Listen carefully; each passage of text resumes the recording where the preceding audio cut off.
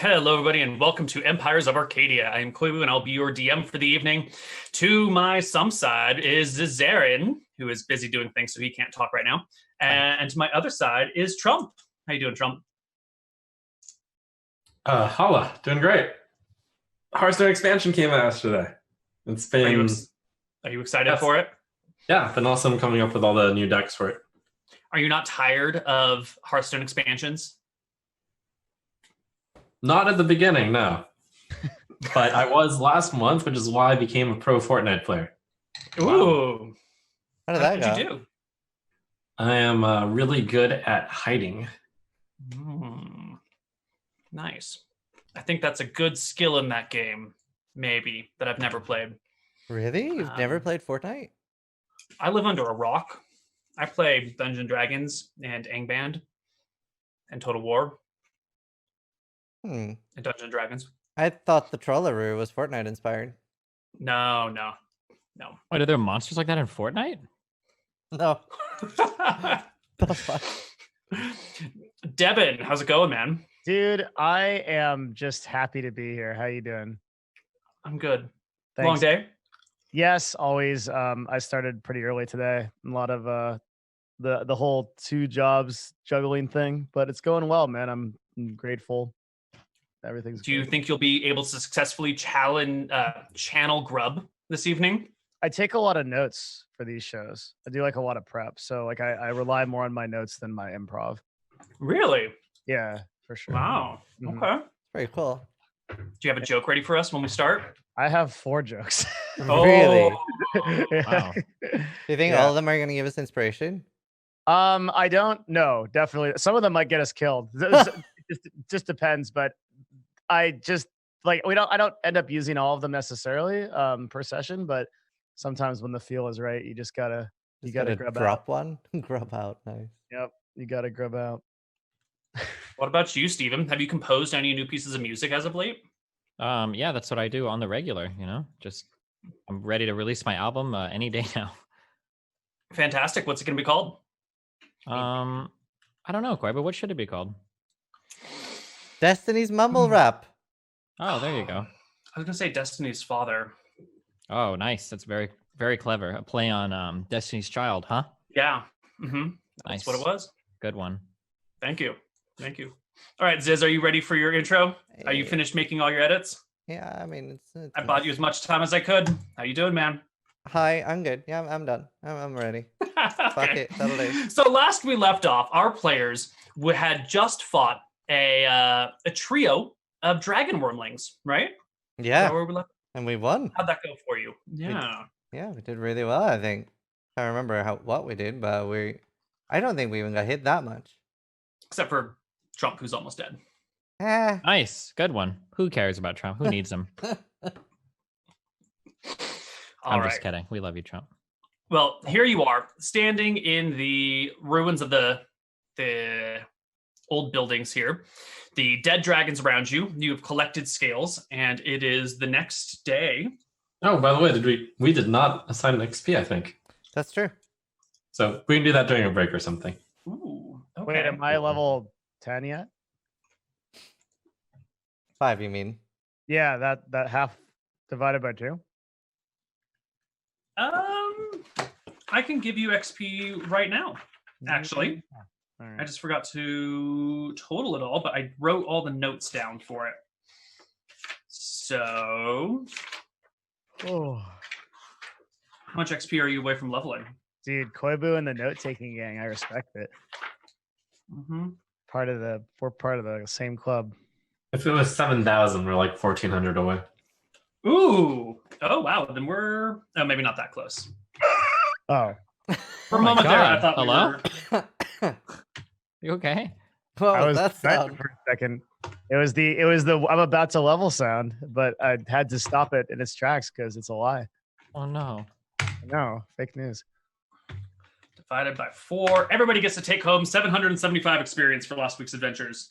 Wow, awesome. It's close. It's real close. 777.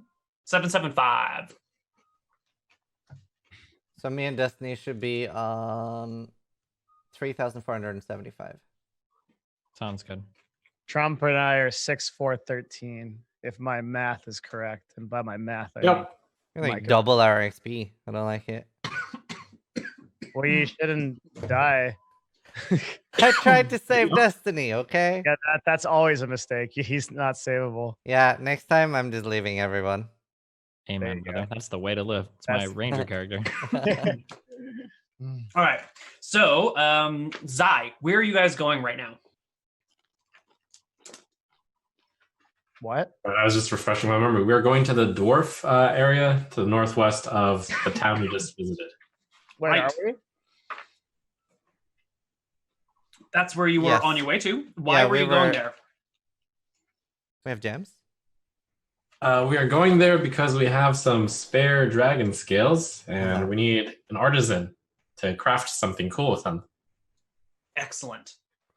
Okay. Well, you are very close. You can see the mountains. They're right there on the map if you're looking at it, but you're not. So let me bring you to the map. Here you are. This is where you are here. And the mountains you can see are right there. You're not going to be able to see them actually, but they're right there. Can we move there now? Yeah. It is the next day. If anyone would like to expend hit dice, Aren't we dead? why would you be dead? Oh, mean, like- yeah. Don't we have like no HP and like we're fucked? Yes. But you have taken a short rest by resting for the night. How many hit So you dice may do I have? expend dice. As many as it says on your character sheet. It says 44. That's why I ask. That doesn't seem right. No. You should have 4 hit dice. Okay, sweet. Can I have some more HP? Would you like to expend hit dice to gain HP? I mean, like just in general. Oh, you want like higher maximum? Yeah, You've got really high HP. What are you talking about? yeah. I do. 29. You've got 16 con. Yeah, but That's a your huge bonus. monsters hit like 4 times, That's true. 29 each. Well, just get good. Okay, I'll work on it. Okay. I'll do it, boss. You can count Thank on me. Thank you. All right. All hit dice have been expended. It is time to move on to the dwarves. So, Grub, will you roll me a d20 for your movement for the day? Oh my god. Don't let the ominous music scare you. 12. All right, go ahead and move yourself 2 hexes through the jungle. We're going to Ricky. Go one No. left. No, we're not going back to Ricky. Go Wait, one where are we left. going? Go one left. To the dwarf. 1 left. There you go. I did it. That worked. All right. You approach the mountains without any encounters. I can't hear the When you music. get- You can or cannot. Cannot. Uh-oh. Just No, I refresh can. it. I can hear it. I can hear it. You arrive at the base of the mountain, and you can see that it's just sort of this big, rocky, craggy thing with lots of plant life growing out of it, moss growing over most of the boulders. Not much in the way of grass. You can see some monkeys climbing in the trees above it. They seem to be glowing with a certain amount of light. The sky overhead is overcast. You can hear thunder in the distance. You know that the rain will be coming fairly soon. When Grub's 20 passive perception, keys off on some movement up there.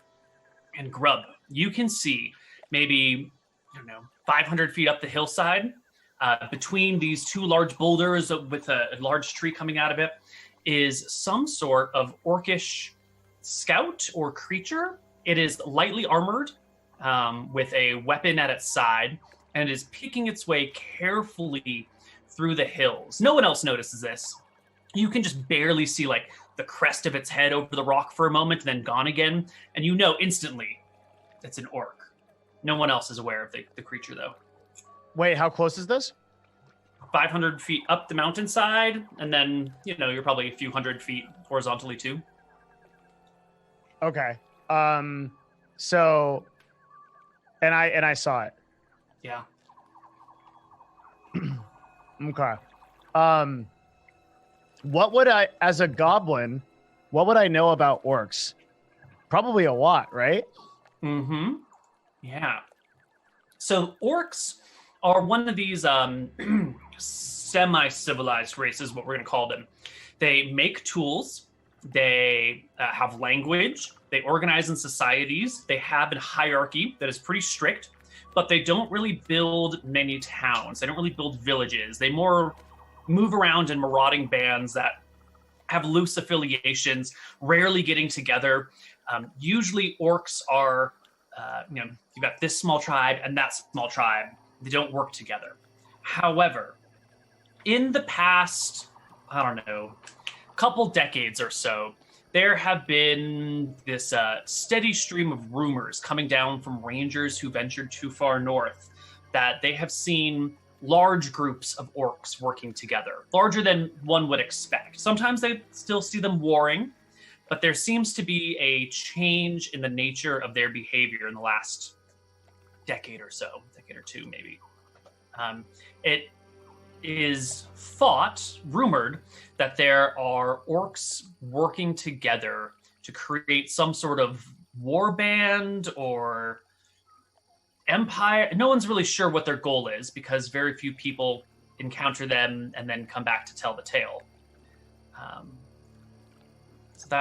Is that enough information for you? Is there something else you would like? Yeah, like the relationship in like Warhammer between like goblins are basically like little like pet dudes of like orcs. Like, is there any relationship between orcs and goblins in your universe? Not really.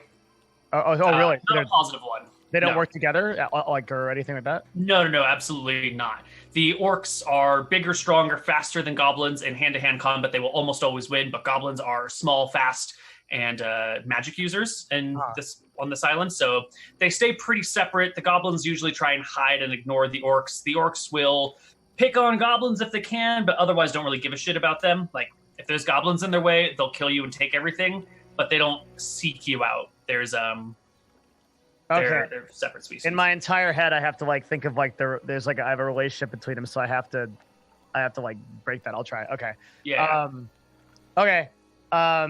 So Grub would know that there are like a bunch of. Okay, Grub would know that there's like more. Okay, I think I have enough. Okay, good. That's really good. All right, I'll do it in character. Hey. Hello.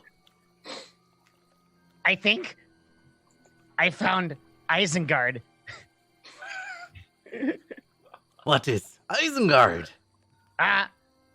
You see, right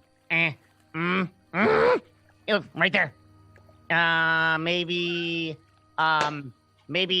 200 gobos that way. 200 goblins? No. To that measure of movement. You measure in goblins? Yeah. Take 200 gobbo, put them put them against each other. That's how far away it is. You see? Ah, very good. I could see it from here as well. They're maybe in tree. Me think is big orc guy. I think we he should kill this. him. I don't know. Usually one orc, not just one. Maybe many orc, just like Gabo. We could lure him out, maybe using my hamster. Maybe. But I do not think one orc would come fight us. We need to take him out before he runs away. Yeah. Does he notice us? I look up to where Grub's pointing. Yeah, I would also want to know, like, is this guy like keeping an eye on us, or like? No, you just barely saw the movement, and you haven't been able to spot him since, which means that he probably can't see you either, because Grub is really perceptive. Grub notices every detail, every blade of grass, every blow of the willow. Grub knows what's going on. Every Grub. When we slept in here, we're like inside of like a ruin thing, aren't we? Or are we like that just was hours ago? You've moved. Oh, okay. Yeah. Do you have an estimate for how long it would take us to get up to this dwarf camp? You're not sure where the dwarf camp is. You were told that it blended in, but if you got above it, you'd be able to see down into it. Could we try actually climbing the mountain? Absolutely. As long as you don't go deep into the mountain. If you just hang around at the base of it, up a few hundred feet, down a few hundred feet, you're probably fine. if you try and like climb to the top of the mountain ridge, that's where you're going to start running into exceedingly difficult terrain and the mountain monsters, which we haven't had yet a chance to see. You really want to get us killed, eh? Do we have any idea of if we can fight orcs? Are those like really like? I know your world is set. So like me an appropriate skill check. an Give me a case appropriate. for something. What do you got, Grub? I'm looking. Survival. Let me see. Give me a what would be a storytelling check? Maybe like a what? Investigation. History maybe? A history or maybe like a Could I get away with survival? no way. Fuck. Maybe just like a straight charisma check or a history check. History. Yeah. Alright. 10. Nah, you know that most orcs are pretty normal people. Pretty big. You know? I mean, most orcs are larger than your regular human, fairly heavy set. They're all always out in the jungle. They're all in really great shape. They don't build towns, so they're constantly having to fight for their survival. So your regular orc is usually better than your regular human, but you guys aren't regular people. You guys are a step above. You feel Or like class one above. orc, one orc you could take no problem, any one of you. A Awesome. pack of orcs, I don't know. Maybe if someone else has a better check, we can get some more information. So, I'm trying to remember exactly where she told us. There was something about a ramp, wasn't it? A ramp? Yeah, to where we were going. So actually, the directions of finding the dwarf place. Yeah, we're at it. I don't think I've ever seen an orc in my entire life. Should we just try climbing here? Yeah. Is there a way to be stealthy while climbing? Rocks and You stuff? take your time. If you want to slow down your movement significantly, you can. This knowledge in total in that entire place. So like, I don't know what's going on. I'm sorry, I can't hear you, Devin. Wait, what? What's wrong? Wait, Were that you was saying weird. something? I think somebody I was was... getting Devin voice from like a minute ago. What was that? What? Yeah, that was really I weird. heard that. Yeah, that was weird. Okay, that's weird. I was saying, the orc hasn't noticed us. So like we haven't been noticed by the orcs yet. That's what I was saying. Mhm.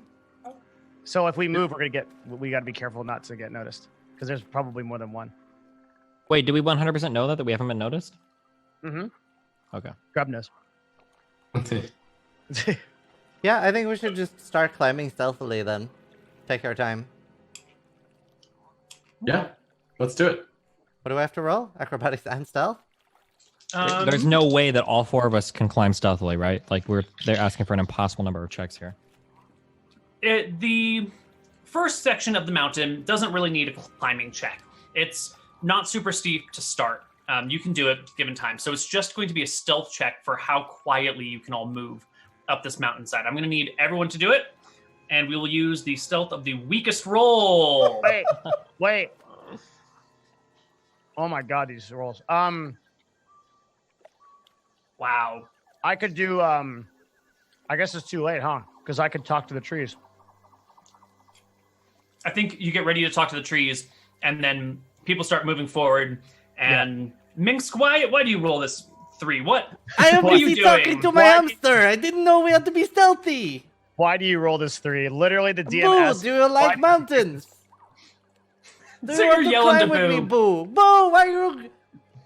I will feed you later! That's actually great. So he's yelling at the hamster while you guys are trying to stealth your way up the mountain. You get maybe 200 feet up? 250? Wait, and I didn't literally have crit time fail? to. I didn't have Oh, time. no. I mean, I'm giving you, I'm just speaking slowly so you can say something or do something if you would like. Hey, What do you want? you want Grub talk to tree, make real quiet. Why? I have to be quiet? I'm yelling Yeah, at my hamster. No. No, orc hear you. That no good. No, we just kill him. What if he bring more? Then we kill them too. Even better. More stuff. Okay, sounds good. I know talk to tree then. Wait, no, we could still talk. You convinced him. Oh, no. All right. You get about 300 feet up the mountainside, and the orcs. When Grub will notice orcs peering over the edge, and you spot one, then you spot another, and another, and another. And there's 4 of them at least up there. One of them there, one of them a little bit over there, one off to that side as well. And you can hear this sort of like a clacking of rocks together, like a. Wait, what is like a war sound or something? No, it's just some sort of like message that you can tell isn't part of, like really a natural noise. It sounds like 2 rocks hitting each other, which is fine and normal and happens all the time in nature, but there's a patterning to this that you pick up on with that natural 20 perception. Yeah. Grub says, I think 5 big greenie come, and maybe they make sound to bring more. That is a lot. Yeah. Maybe we is it turn common back. knowledge if orcs speak common? And most of them do not. Some of them do. Okay, I'm just gonna take a stab at it. I raise my voice and I say, "Hello, orcs. We are diplomats from Yaka." Wait, do we know if they've seen us yet? Yeah, they have. Give me a persuasion check right out the door. How are you sounding? All right, there we go. Wow, that's really good. Okay, you're met with silence, at least immediately. Maybe they can speak hamster. Talk to them, Boo.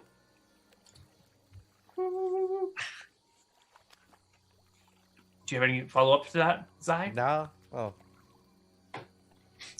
We come in peace, and we would be interested in our peoples working together.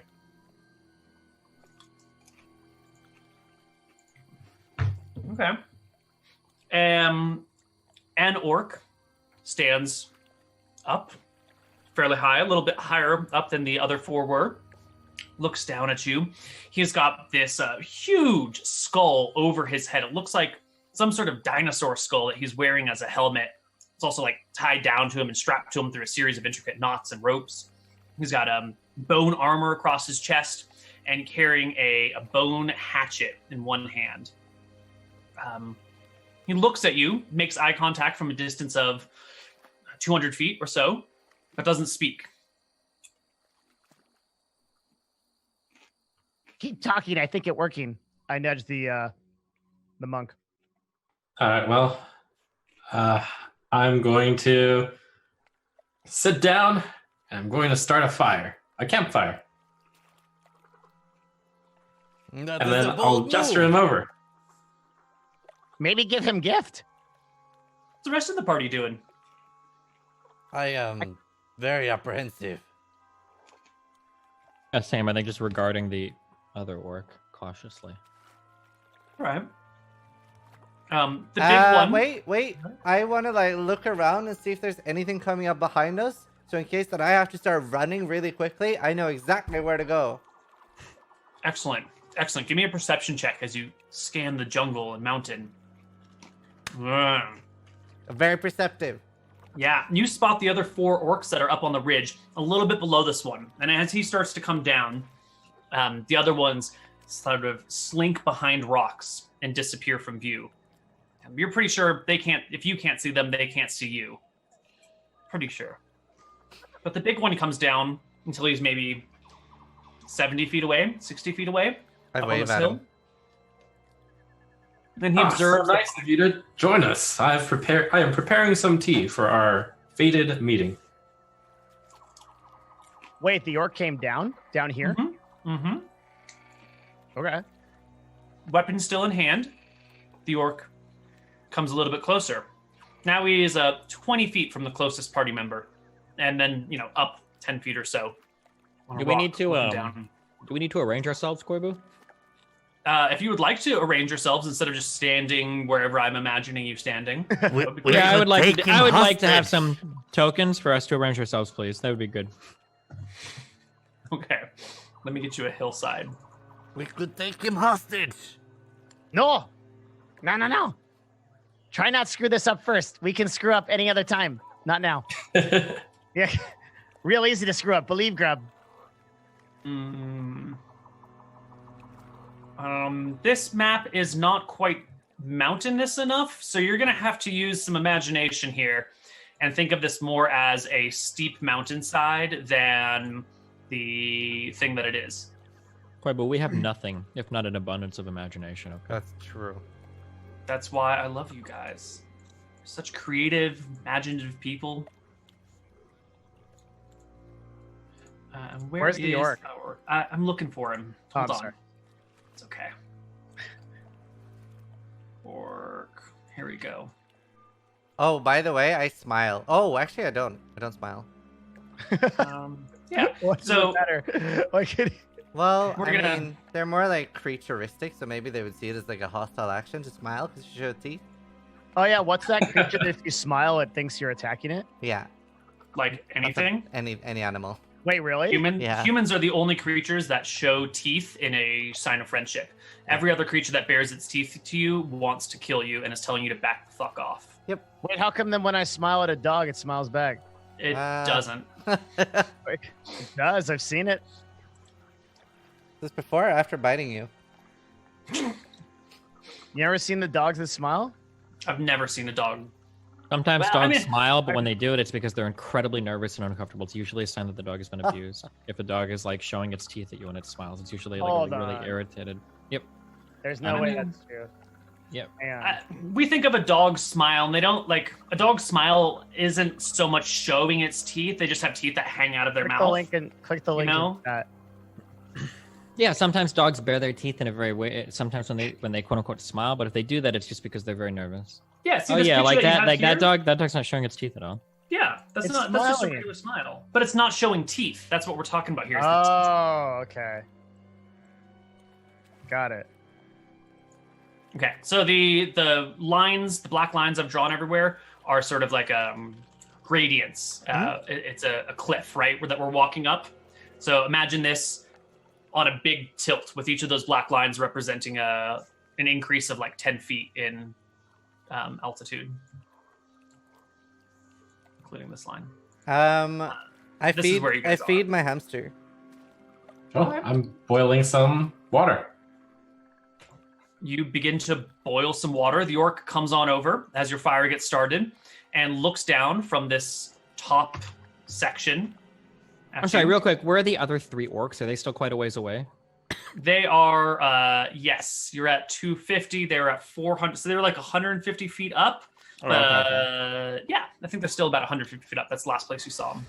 I want to also be like hyper ready to like draw my weapon in case something happens. Okay. As you feed Boo. Yeah. Okay. The orc waits as the tea gets made. Stands on the rock above you, not saying anything. Okay. Once it's done, assuming nothing terrible has happened, I will pour him the first cup and walk up slowly and hand it to him. Okay. And You then approach. He takes the cup from your hand and brings it to his nose and gives it a sniff, and then observes you. And it's during this time that you will notice the other orcs are beginning to descend from the mountain slowly, very slowly. Oh, this is cool. great. I will start getting a few more cups for our guests. I prepared enough for all of us. Maybe you should drink. Yeah, I pour myself a cup while they're coming down too. Make me And I one, take a too. sip. Sure, I'll pour the group some. How many cups do you have, out of curiosity? Uh, Certainly, you can reuse cups over and over again, but yeah. You know, I never bothered with that small detail, but So I'm gonna just tell me. say probably reasonable would be 4. Okay. 4 cups? So, Perfect. I'm going to take a cup. You guys don't get cups, sorry. Okay. All right. And I'll just have the 2 others ready. The orc watches you, but doesn't sip until after he's seen you sip. And then he sniffs it again and makes an insight check against you. He thinks you're on the level. And he raises the ceramic to his lips and tastes the fluid and then gulps the whole thing. The other orcs have gotten a little bit closer. Now they're maybe 100 feet off instead of 150. Cool. I ready the 2 other cups. I drop them, on the floor next to the other. And that's when the lead orc says, "Have you come to submit?" I know we are. Well, maybe we are on a diplomatic mission. I did not know that such a request was being made. Watches you. So you are submitting to us?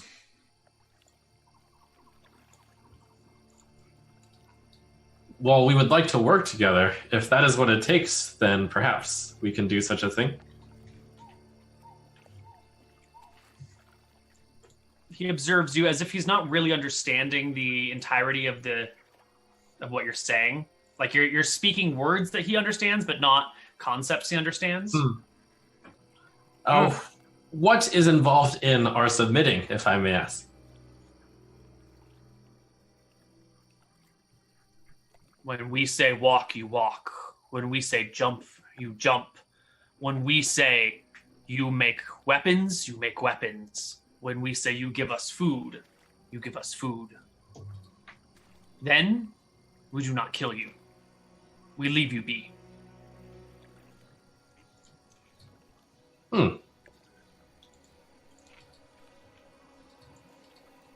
It sounds a lot Look at like... the other 3. Does this sound reasonable to you all? Surely there is a way we can work together without being their slaves. We have a hamster. His eyes turn towards you. You can see the gears churning in his little brain as he's trying to process this new information. Doesn't look like he understands hamster. Here, this is my hamster. He's very beautiful. The orc will put one hand on the ledge he's standing on and leap off of it to the ground below and walk, I guess, past Zai and over to where you are to look at the hamster. He is very cute. His name is Boo. He still carries his bone axe in one hand. Then he comes up to the little creature, looks at it closely, and then reaches out a hand to take it from you. Do you let the orc take Boo from your hand? He is very shy. I cannot let you hold him. Give him to me. No, he is my hamster. His name is Boo. Hey. I need a snack with my drink. Hey, Grub comes up. Hey, orky friend. Hi, Big Greenie. He looks at you with derision. You let this one speak? Hi, this is totally a distraction. Hey, where is the best place to hit a cleric? In the head. Right in the temple. That is what I said. Yeah, you did it. You're real smart. While they're doing this, can I look and see where the other orcs are? Have they moved closer? Or where? Yeah, they're about 50 feet away now. They're slowly coming down the mountain. Can we get this on? Can I see this somewhere on the map? Or if 50 feet should be close enough to put tokens, right? Yeah, totally. While like talking, I let Boo like go into my armor, and then I say like, "What is your name?"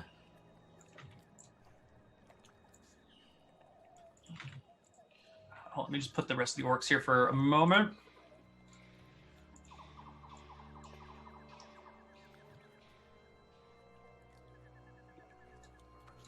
Gus. Ooh, that real good name. Gus, of what clan? You must have a clan. You are a mighty orc. We are all Blackfeet now. Ah. Blackfeet very mighty. You are strong. We are strong. Surely we can help each other.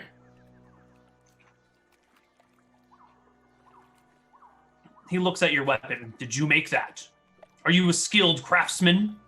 No, I am a warrior. I've killed hundreds of enemies. I bet you have too. I have.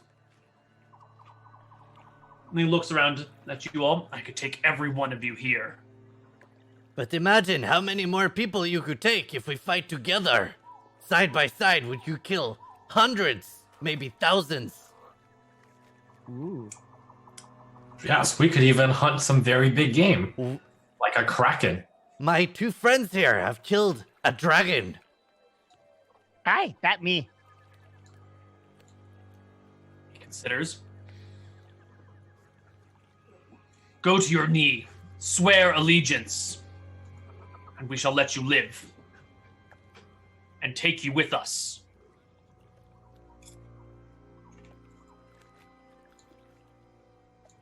I get on my knee. Really? Die we gonna drops take- to the knee. Are we gonna take the orc butt slave arc? Is that what's happening? I don't like the arc birthday arc.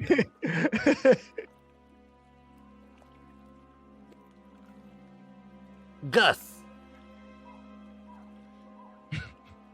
Gus, On your knee. will you wrestle me in hand-to-hand combat? Ooh. He drops his bone axe, throws it to the ground, takes off, undoes the cords on his helmet, takes that off, tosses it to the ground, starts to stretch out his back. How about, Gus, if I can get your back to the ground before you can get mine to the ground, we fight as equals. Do you accept?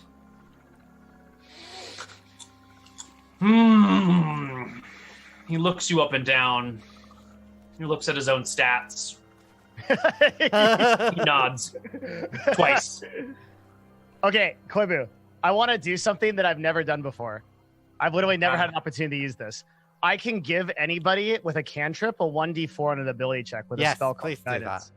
And I never actually had the fucking opportunity to use this. Guidance. What I have to touch someone. So what I'm gonna do is I'm gonna walk over and just pat Minx on the leg and be like, "You can do it, buddy." And then it's just gonna be like really chill like that. All right. All right. There are verbal and thematic components. So I think I will give him an Arcana check to see if he notices that you're casting a spell. Wait, really? There are verbal and somatic components to it. You're casting a spell. You know, you don't just... Magic doesn't just happen, right? There's motions to it. That's why we bother separating out VS. Okay, It's a- so wait. Divination cantrip. To like yeah, but it help still has components. to help VS. distract, I do like a sort of like battle roar, like I'm like getting ready, like psyching myself up while he's like moving over towards me. Okay. Yeah. I don't think it's unreasonable for a creature in a magical world to recognize that something might be a spell when it's done right in front of their face. But this guy doesn't seem to notice. He doesn't really pay attention to you at all, Grub, when you walk up to him. Okay. Okay. All right, so here are the... to decide... To pin the other person down, you both have to be... How do we want to do this? How do we want to mechanize this? It could just be a single opposed strength check to see who knocks the other one down first. Or we could try it as a series of shoves and grapples, which will just be a more complicated series of strength and dex checks. Could do best of 3. All right. The two of you square off. Is everyone in their actual positions where we see them on the map? I am. Yeah, sounds good. So if I rage, does that give me any benefit? I can't remember for like the. Do you want to do athletics instead?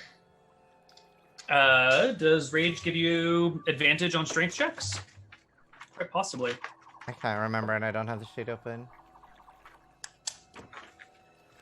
You have advantage on strength checks and strength saving throws. Yes. Oh, yeah. Okay, I rage. Also, would this be athletics or just straight up strength?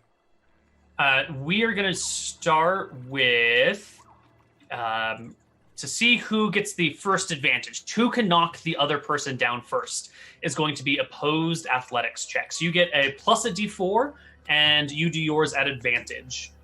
Okay. So just play here's my athletics? his. Yep, he gets a 24. What Holy the shit. fuck? Oh no. You can go ahead and add a d4 to that, but it's not going to matter. Is this guy is this guy Thor? Did we just get like fucking like He rolled very well. Let's just say that. But it wasn't just one That's roll. the first right? one. So the two of you begin to grapple, and he torques your arm and shoves you towards the ground. And so you're on your knees, and he's above you with some leverage here, trying to twist you onto your back. Okay. Next round. I guess it's just going to be another athletics check. I do want to check one thing, though, because rage lasts for 1 minute. It ends early if you're knocked unconscious, or if your turn ends and you haven't attacked a hostile creature since your last turn or taken damage since then. I'd say he's pretty hostile, and I'm attacking. Wrestling is attacking? I guess you could say wrestling is attacking. I would definitely say so, and I feel he's fairly hostile. All right. Grapple definitely counts as attacks. That's pretty civil. No. Second round. All right. You get advantage again. So he tries to torque you, and how do you bring him to the ground but not on his back? So he's like above me right now?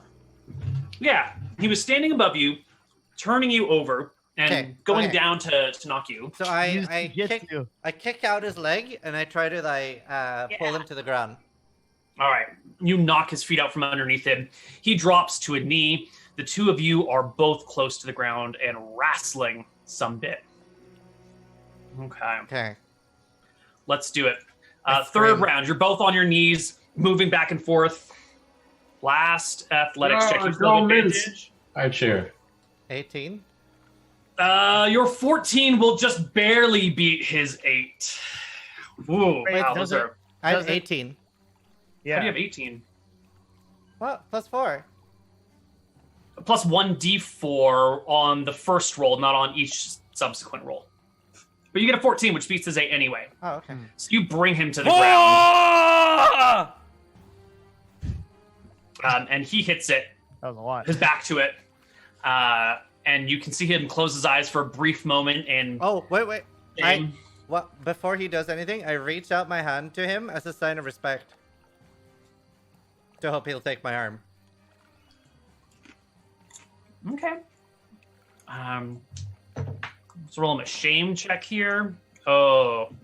Is a 19 on a shame check a good thing or a bad thing? That's a great thing. That's like the best thing that's ever happened. He's enlightened. He realizes the error of his ways. He renounces his job as an orc warlord and goes to fix shoes in the nearest village. Yes. Dude, he's all a of that. reformed.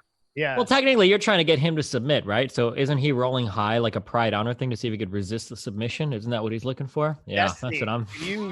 Destiny, I don't like you anymore. I'm really liking that. You know, it's a lot like an insight check here. Yeah, kind of. Yeah. Check. Yeah. You know, is he able to hold on to his pride despite having lost? Oh yeah, that's a good thing though. Because if he would be ashamed, he could do something angry. But if he's like fine with this and he still feels like he's proud, like wow, this was a worthy opponent. Oh yeah. So yeah, I agree with Destiny actually. Yeah, he rolled high on this. That's good. Yeah. He gets up. With my help? Yeah, he grabs your hand and takes a stand. He turns to face the other orcs up the hill and begins to say something, but he gets interrupted because the other orcs are not so excited about this situation. They're not so thrilled with him losing to you like that. And the 4 orcs up here, if they're all within range, I haven't moved them and I won't move them. 55, 39, 65, and this one's way far away. 89 will attack him. Really? I go to defend him. Yeah, there are going to be 4 attacks at him, sort of by surprise, sort of out of the blue. 1, 2, 3, 4. Oh my god, these guys are vicious. Let's see. He's not expecting the attack, so they will have advantage. What? He has AC 16. Can I push him out of the way? Give me a perception check to see if you can see them coming in time. No, you don't realize that this attack is happening until the spears are landing. Let me see what the range is, because some of these might be at disadvantage for distance.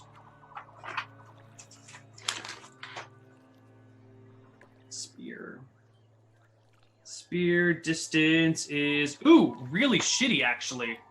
Okay, so the advantage and disadvantage cancel. He will take 2 hits for 13 damage. And I think... This is on the wrestling one, right? Yeah, this is the other orcs attacking the guy that was wrestling. So the damage should be halved, right? Why should it be halved? Because he's raging? Didn't he rage for advantage? No. He wasn't raging. Our guys were raging. All right. Oh, never mind. Okay. Can I leap at the closest orc? I think this is the moment where we should be rolling initiative, perhaps. Okay. Or, you know what? Even better, we're at a break point. We're going to take a break. When we come back, we're going to roll initiative because this is just going to get really messy right here. Yeah. Damn it. Okay. Right now. See you guys on the other side of a break. Bye-bye. Be careful. Hello, everybody, and welcome back to Empires of Arcadia. Hey. All right. Yes? Yes. Yes. Excellent. Will one of you please roll initiative for your whole team, and I will roll initiative for the orcs. Oh, they roll really high. Hold on. Unlucky to it. Not good enough. And I will have the orc captain go on his own initiative. Wow. Good job, orcs. You done well. Okay, so the orc that you have wrestled, the orc war chief is what we're going to call him for the time being, gets the hit with the spears, stumbles backwards a little bit, takes a knee, and takes a moment to rip the spears that hit him out of him while gazing at his former allies, now turned enemies. The orcs go. The ones who have thrown spears are going to back the fuck up.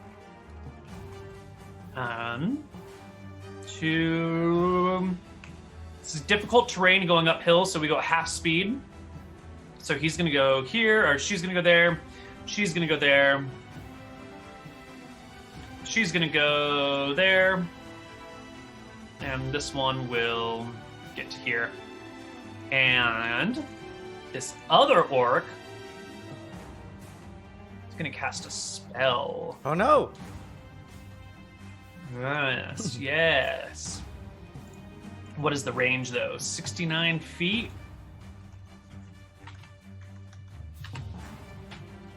Where's it hiding?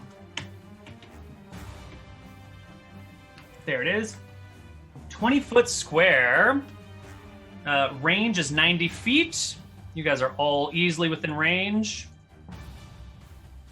And we're going to do it on this square like this. You guys are going to get entangled. Mm-hmm. Those are faster effects.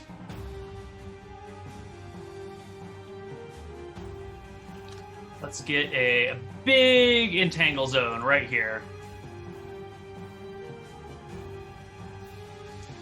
5, 10. Ooh, actually, we can't get all of you that I wanted. Oh, how unfortunate. Oh, you guys are just barely too far apart. Then I think we can more easily see Grub than she can Zai. Damn it! So we're gonna hit this pile right here, people. And you guys are entangled. Is that a strength saving throw? Let's see. Do grasping weeds and vines sprout from the ground in a 20-foot square, starting from the point within range. For the duration, these plants turn the ground and the area into difficult terrain. A creature in the area when you cast the spell must succeed on a strength saving throw or be restrained by the entangling plants until the spell ends. So, the 3 of you need to make me strength saving throws. Awesome. I have advantage. The DC is 12, and you, Grub, will pass. Minsk will pass. Oh, wow. Well done. And our Warlord will also pass. Okay. You guys are... So Grub goes and looks at the plants and goes, hey, don't do that. Bad plant. Alrighty, it is the party's turn. Um, Oh, she'll do a half move. Anyone in the party want to take an action? I do. Yes. So I can move 30, right? Uphill, you're gonna have to go half speed because it's up this mountain range. Oh. Wait, how do I bring up the, like, see how far it is thing while moving? Right click while you drag your character. So I can move here? If it is 30 feet, you can take your entire turn to get there. This is 15. I can't see until you release it. Yeah. So you could do that and take an action if you wanted. And I have several javelins I can throw, right? Yeah. Which one's the spellcaster? Ooh, this one way back here. She's got some cover now, though. And you're at 65 feet.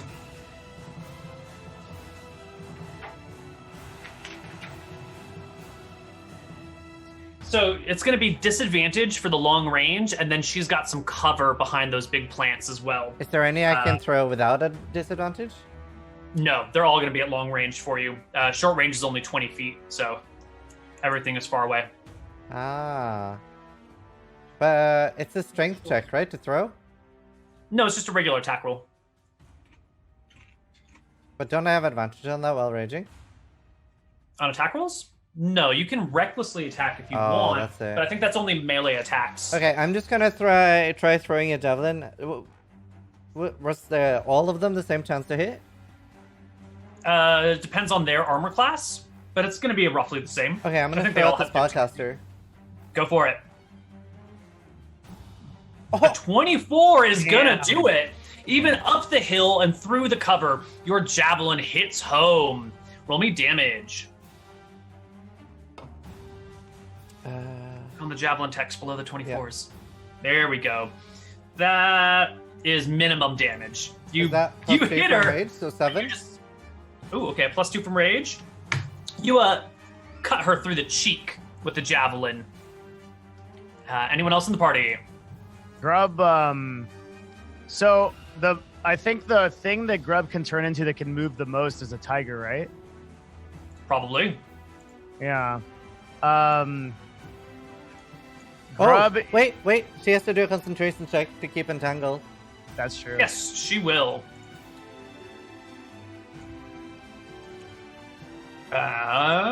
I do believe 7 is going to fail. Okay. It fails. Not that anyone was caught in it anyway, but it's gone now. So Grub will transform into a tiger. Give me your best tiger sound. Try it again. I can't. That was all I had. I'm so disappointed. Meow. You're making it worse. 5d10 plus 10 for your HP. That's what I try to do. 5d10 plus 10, Yep. 40. Woo! Let's go. All right. You are now a tiger. All right. And now the tiger will move all that it can. A double movement, right? And divided by half, so it's 40 feet. Yep. Damn, that's not that far. Yep. All right. There we go. There we go. That's good. Yeah. All right. You pounce. You leap forward, bounding up the hill quickly. Anyone else in the party? Zai? Ow. The guy that was a javelin was on him. Can you see this when I do this highlight? Yep. Yep. Yeah. Yep. Yeah, I'm gonna take a shot at him with my longbow. Excellent. Give me a roll to hit. Oh my god. Woof. Miss. I like how That you get a guy 10 that, and a critical fail. That's insane. +9 That to guy hit. Corin shot at. She's the only one in cover. Is that right? She's in the best cover. Yeah. Looks like everybody else is pretty open. Okay. If I shot her from like here, where the line's pointing, is that still cover? I would give it like only penalty of 1 for soft cover. Okay, cool. I'll move over there and shoot her. All right. You move to the side. You're not going uphill, so no penalties for movement there. You're going sideways. Go ahead and make me your attack roll. 15. Oh, that +1 for cover matters. She has 15 AC, so Okay. it just barely misses her, whizzing through the plants. And it goes back to the War Chief, who will pick up his bone axe, bone tomahawk, put on his helmet again, and set off this way, getting to about there. The orcs go. The ground warriors will continue just to back away up the mountainside. Some of them go horizontally instead of up. The caster will throw down another entangle spell, this time in a different place. This time right on the tiger. Tiger, will you make me a strength saving throw while I look for the entangle? You need a 12 to beat it. I'm just trying to figure out how to do that. Hang on. Yeah. Let's see. No, Amazing. you are caught. Oops, that's not it. There you go. You are caught in the That's entangled scary. area. As well, you can't talk in tiger form. How are you supposed to tell the plants no? That's true. Growl at You them. know? Party's turn. I want to move. Mm-hmm. I can move. Wait, am I stuck in entangle here? That's outside it, right? You are not in the entangle zone. Okay, I moved there. That's the closest I can get, I think. 15, right? It's all difficult terrain. That's 15. If you want to make an attack, you can make an attack, or you can move another 15 feet if you want to use your action for that. No. Can I still hit the spellcaster from here with a throw? Yes, it'll still be disadvantage, but you Yeah. can do it. And I only had one javelin, from what I understand. You only carried one with you? I mean, that's what it says in my inventory. You made my inventory. Oh, well then I guess you're out of javelins. Yeah. Throw a rock. No, I'll throw one of my hand axes. Ooh. Ooh. Do it. What is the roll? 11 is no good. It falls short. Just at the edge of your range. Anyone else in the party? Well, I need to do an action to get out of this thing, right? Yeah, it's an escape attempt.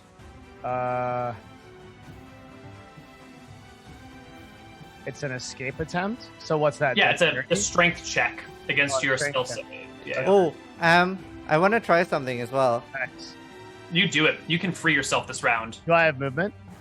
Yes, you have your move action still. So 20 feet. Yeah, uphill. Can I scream at them? Absolutely. I want to scream, you cowards! Just because you could not take me yourself! I don't know if that would be intimidate. I mean, they're already running away. I don't know what you want them to do. Run away faster? Give up? You've already successfully intimidated them. I want them to give up. Surrender. Ah. Well, they are definitely not surrendering. Alright. Up to that. Can I take a shot at the one close to the tiger? Is he still in cover? Yes. Okay, fuck it, we'll try it. 23. 23 will hit. The arrow finds purchase in the orc's fleshy hide.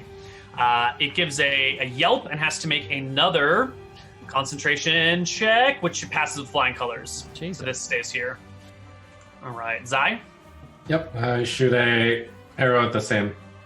I moved 20 feet forward. Okay.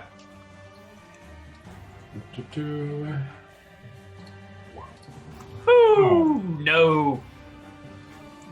The sky begins to open with rain. The water patters all around you as the orc war chief takes its turn, going ahead and trying to do a full move. Not wanting to get caught in the entangle. Coming over to here-ish, chasing after its brethren. The other orcs, this one seeing the tiger get so close, although the tiger's not really restrained anymore, is going to bolt sideways along here in that direction. This orc runs off screen. Oops, this orc up here runs off screen. This one runs away and uphill. The shaman runs away and uphill. This other one is already going further to the left, so I'm going to remove those that have gone sideways. as they flee the area. And then these two are just like, what's this going to be? 30 feet off screen. Wow. Party's turn. I can pounce on the shaman, I think, if I move 20 feet in its direction. It is 30 feet off screen, so it is 69 feet off Wait, screen. dude, we should just run uphill for all of our battles, and then we'll never get hit by anything. That's true. Like, we should just... Because there's no way to catch these, basically. No, we can. I think you're. You're moving at relatively the same speed, except for the tiger and Zai, who are faster. Yeah. Okay, so I can move... Well, I'm moving in half, right? Because I'm going uphill. Yeah, Right, but they're so moving you half can- as well, right? Yeah, they're moving half as well. Oh, I'm dumb. Okay, so... I can catch up with them? You can get a little bit closer. You can get to the very edge of the screen, and they will be 30 feet away from you. All right. Scrambling away while the others go sideways. Anyone else in the party? I've moved. Okay, you've moved Zai. You're moving Yeah, forward. I'm gonna shoot the guy to my left. Okay, give me a roll to hit.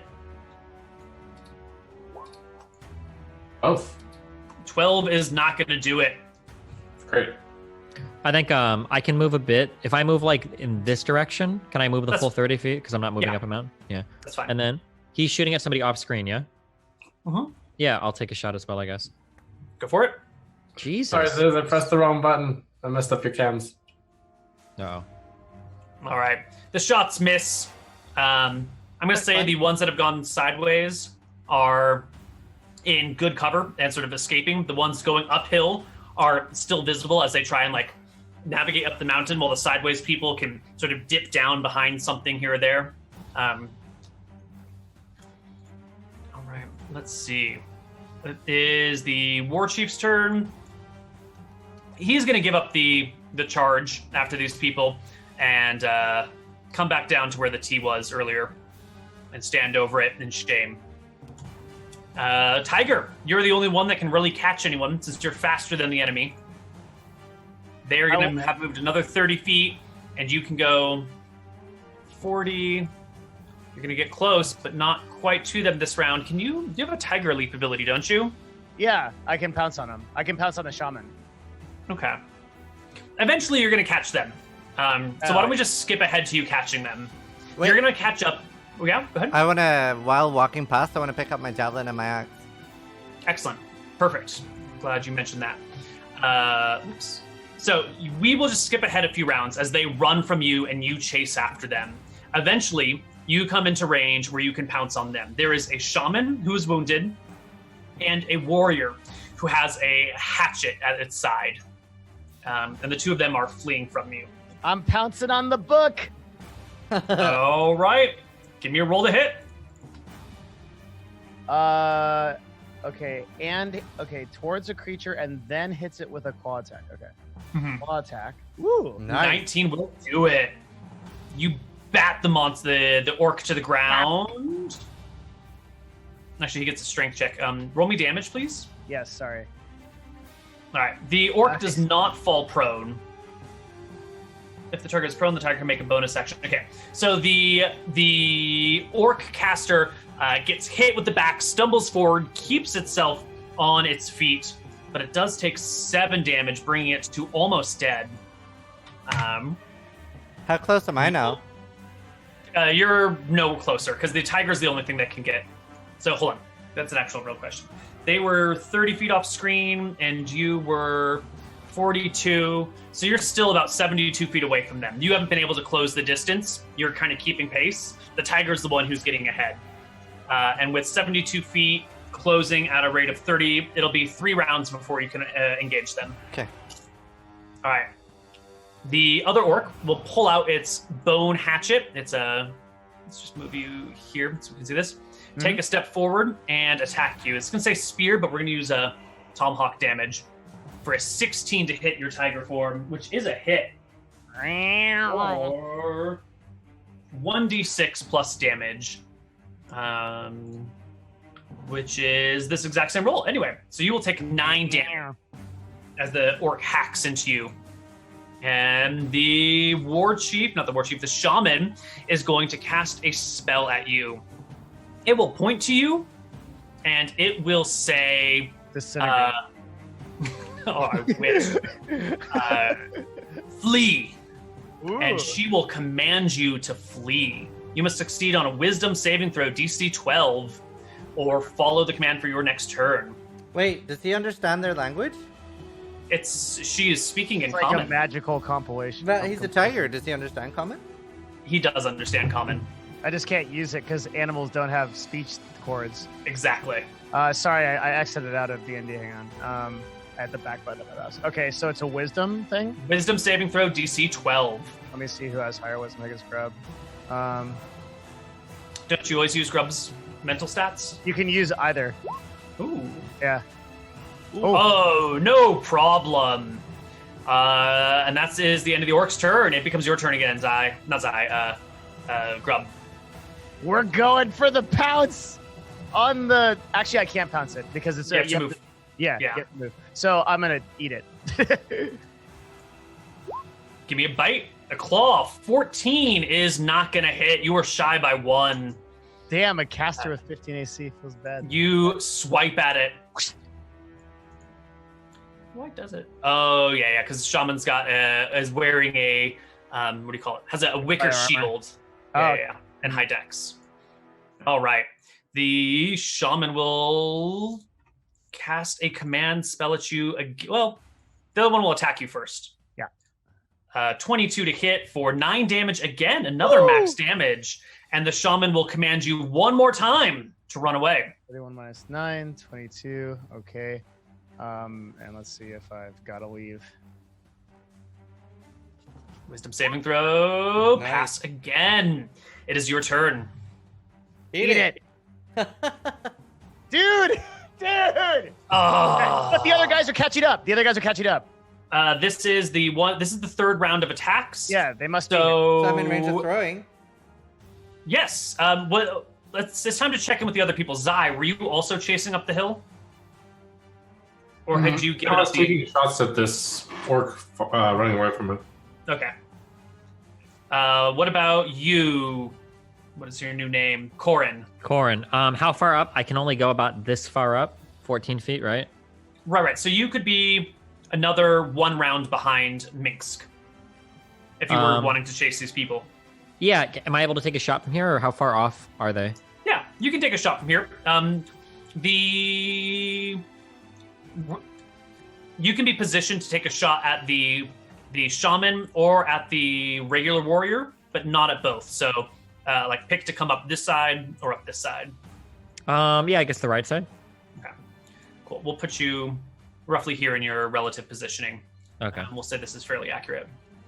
And then I need to wait next round to take a shot, or? No, you can get into position this round. Okay. And then Yeah, then I you're will way take down a here. shot.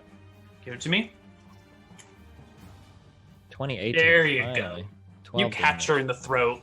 Of course I She do. topples backwards, bleeds out all over the place. It's just the other warrior now with her tomahawk. And she's going to do something crazy. She's going to run downhill, leaping off of rocks, and is going to make some dex checks to try and avoid some falling damage, but it's probably going to fail as she attempts to leap downhill. This will also provoke an opportunity attack from the tiger. Tiger? Can the tiger also like chase and pounce and stuff? 15 will hit. Roll me Nice. damage. 9 slashing. Ooh. So as she goes to leap down the hill, you catch her legs. She'll make this dex check or athletics check at disadvantage. 19 is still a pass though. So you'll catch her leg, rend the flesh, and she'll leap off the edge down to the next lower level and down to the next lower level. Isn't that close where I am? Yes, she is going past you. And she's going to go all 60. So she'll end up down here-ish. Is that where I am? guess. No, she runs past you. Like you're catching up. You're catching up. And then this orc runs down the hill behind you. Can I leap after her? On your turn, which we are at now, you can chase after her. She was too far away for an opportunity attack leap sort of thing, intentionally trying to avoid it. So, but downhill, can I go faster than? Yeah, you can go regular speed downhill if you want. If you make an athletics check, because it's it's difficult to run downhill All right. a rocky mountain jungle hill without falling. But make me a DC 12 athletics check, and you can go downhill. Awesome. No problem. Yeah, you All can right, catch her. I move. Well, I can't get in range of attacking her though, right? So I can go 30 movement here, and then I can throw. Yep. Perfect. Hurl yourself a weapon. Okay. I have my javelin again, so I'm gonna throw that again. Go for it. Short range. Oh, you go to throw the javelin as the ledge you're standing on gives way underneath you and begins to slide, and you begin to fall. Zai, this woman has started to come in your direction as you've been like looking at the guys off to the side. You can see an orc coming towards you. Great.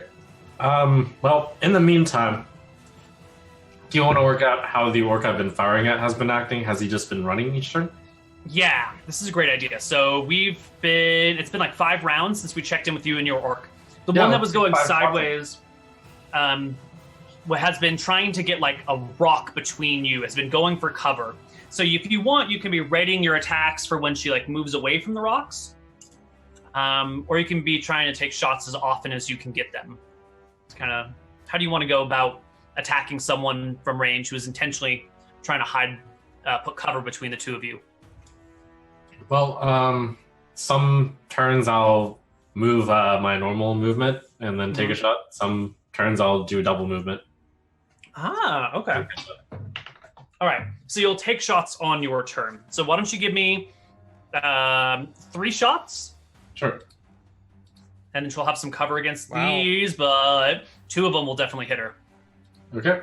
For 15. 8 crap ton of damage. Let's roll HP. Wow, that is a pretty terrible roll. You kill her. Damn. Wow, she had really, really bad HP. Assassin. Okay. So that means you're not in that position when that orc is coming down your way. You've already moved up. Tiger Yep. Boy, what's your turn? What can I do to catch up with that? Can I take pounce? That's Because it's a good downhill. Yeah, that's true. Yeah.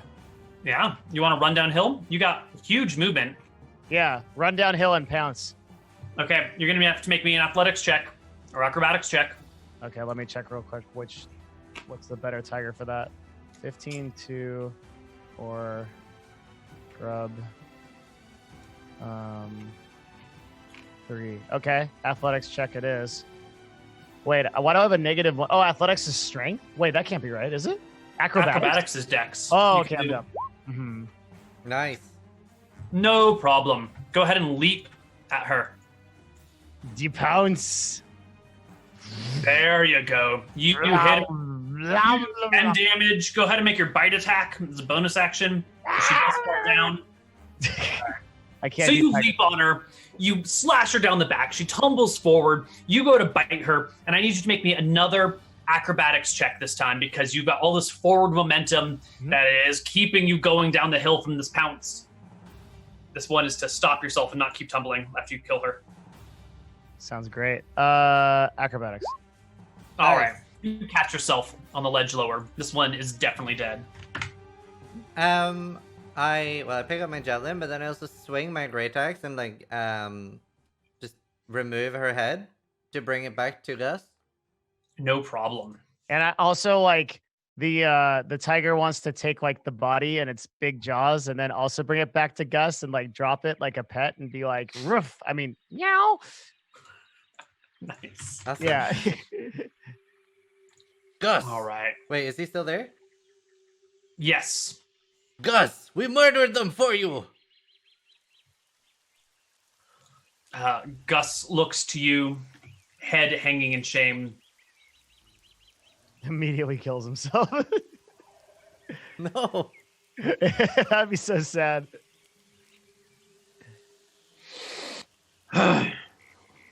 We have agreed we fight as equals. You are strong, Gus. I will be proud to fight by your side. Excellent. I expect we will be better allies than your previous ones. Where is your village? And do they all believe in this? Are we in a bigger agreement? We all follow Gormash. He leads us.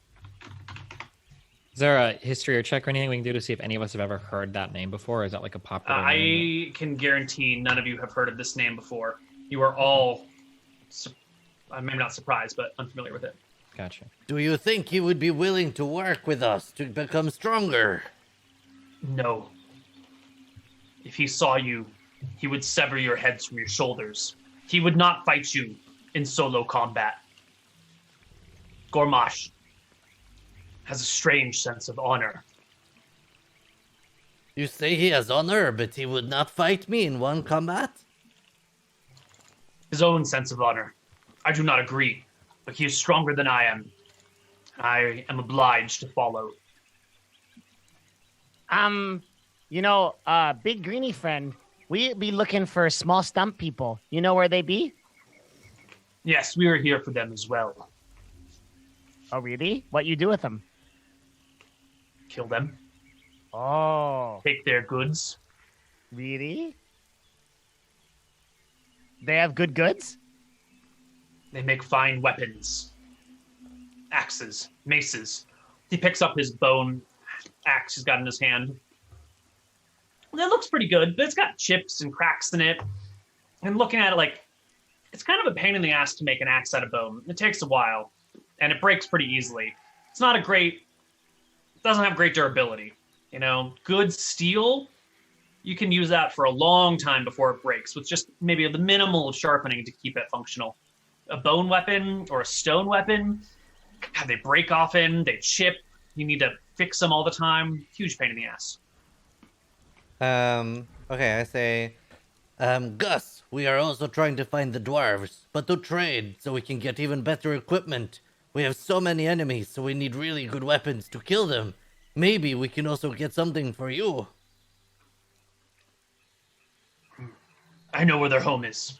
We will wait outside, and when they step out, we will leap upon them from above, take their heads from their shoulders, bring our spears through their guts, leave them out as a warning sign to others, and take their weapons.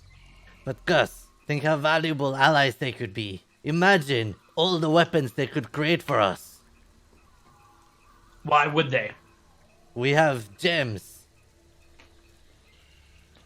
He doesn't understand you. I point to Grub and I ask if he can show. Oh, I can. Yeah. Dwarves love this. They will give us mighty weapons. Grub Rocks? shows There are shows rocks one everywhere. What? Not just rock, this special rock. Real hard find. Why would dwarves care for hard-to-find rocks?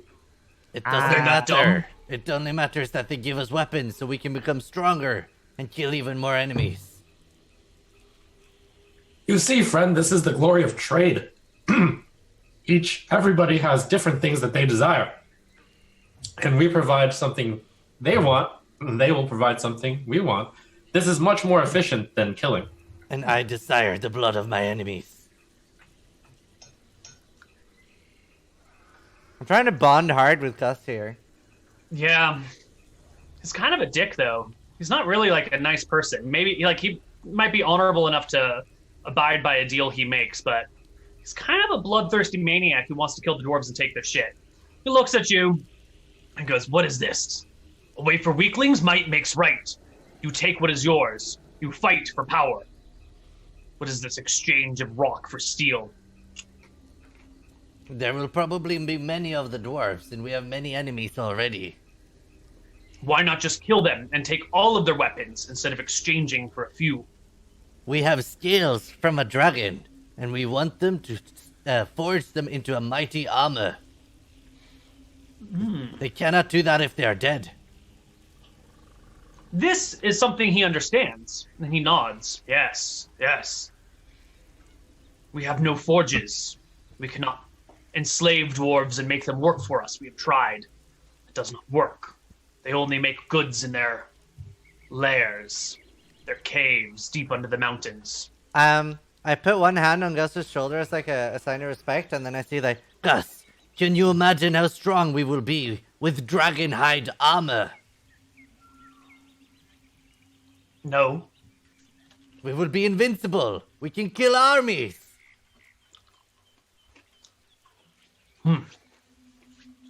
He looks around at the other three in the group and goes, well, who do we get rid of? What do you mean? 4 is the optimal number to travel through the jungle. Oh, Grub is very small. He does not count. Yeah, We I'm are kind of 4. like 1/4 of one. I don't think that's how the rules work. It totally does. It is. He It can turn. certainly does not. He it can turn totally into a does. hamster. I have lived in these jungles my entire life. There is no... Turn into a hamster? Really? Yes. Did you not see he turn into a tiger? He can turn into anything he wants. Yeah. I can even turn into a nice guy. You should try to.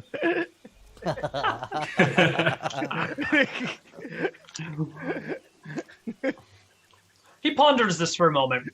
Looks like the gears are turning really hard in his head. But he falls quiet for a minute.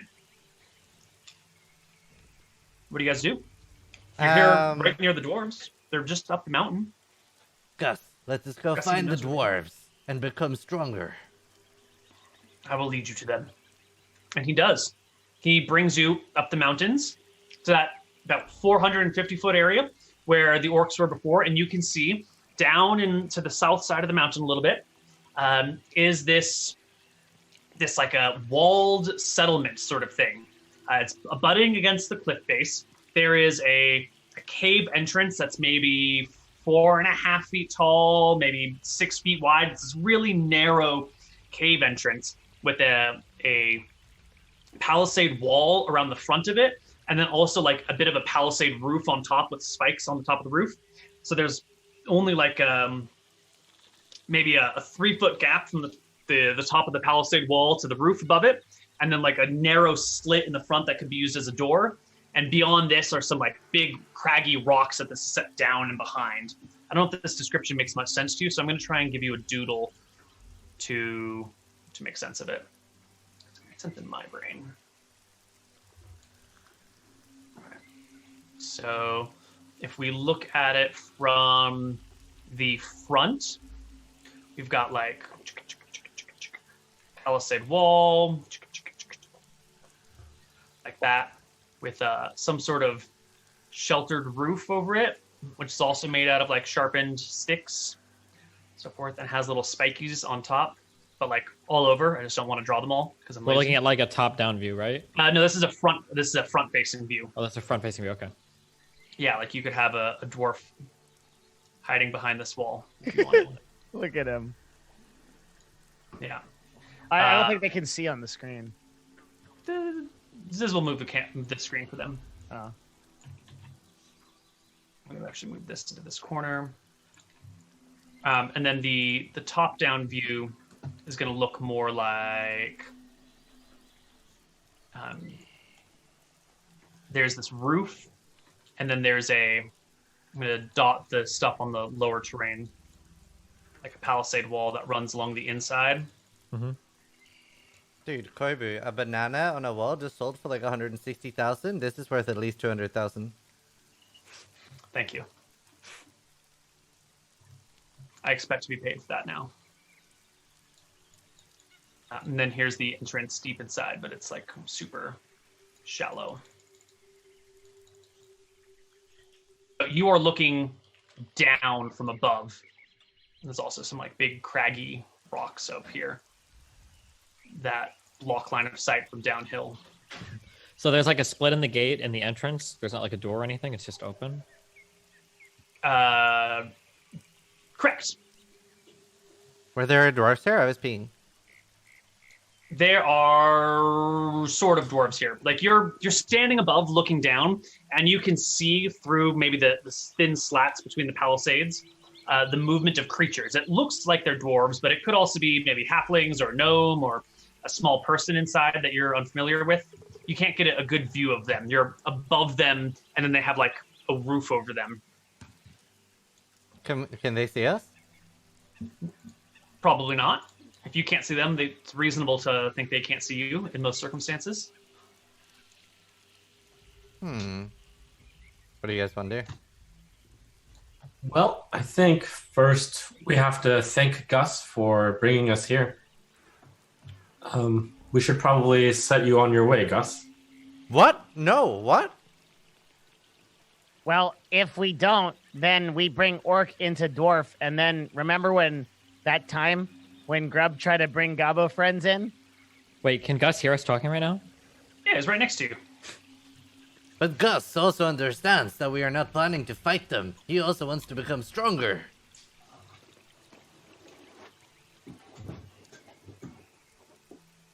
What you think, Big Green Man?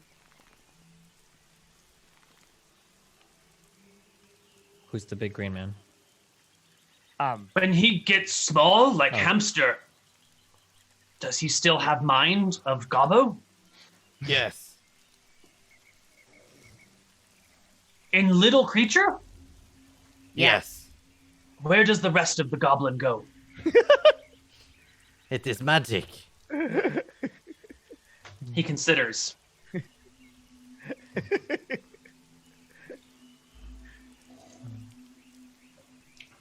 Grub looks like Grub himself is like completely blown away by this. Like a total Grub is just an existential dread right now. Wide eyes staring off, 1,000-yard stare. Where does I go?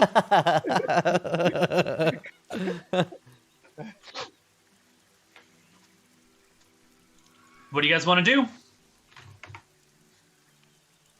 Well, I mean, it looked like he didn't turn my very polite dismissal of him on. He's coming with us.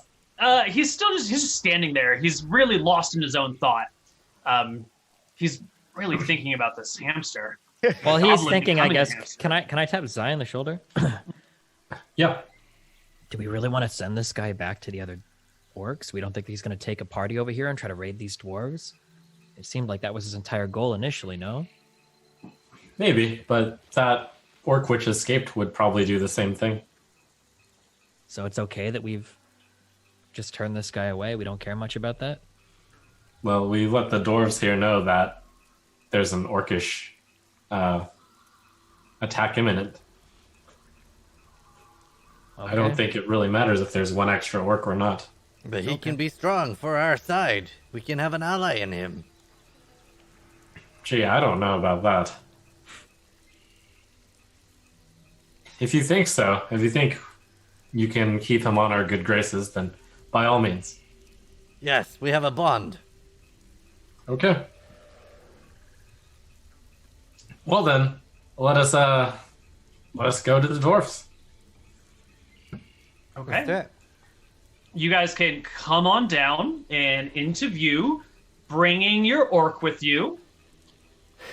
And as you step into view, you hear Dwarven chattering. Does anyone speak Dwarven? I'm a half elf. What would that? No, but I will say in common, hello, we come in peace from Yaka. No. That's good. I speak That's good. hamster. What do you say in hamster? Nothing. Good to know. All right. Wait, can I greet them too? Sure. Hey, dwarf friends. Where do dryads wear their necklaces? Where? Around their neck of the woods.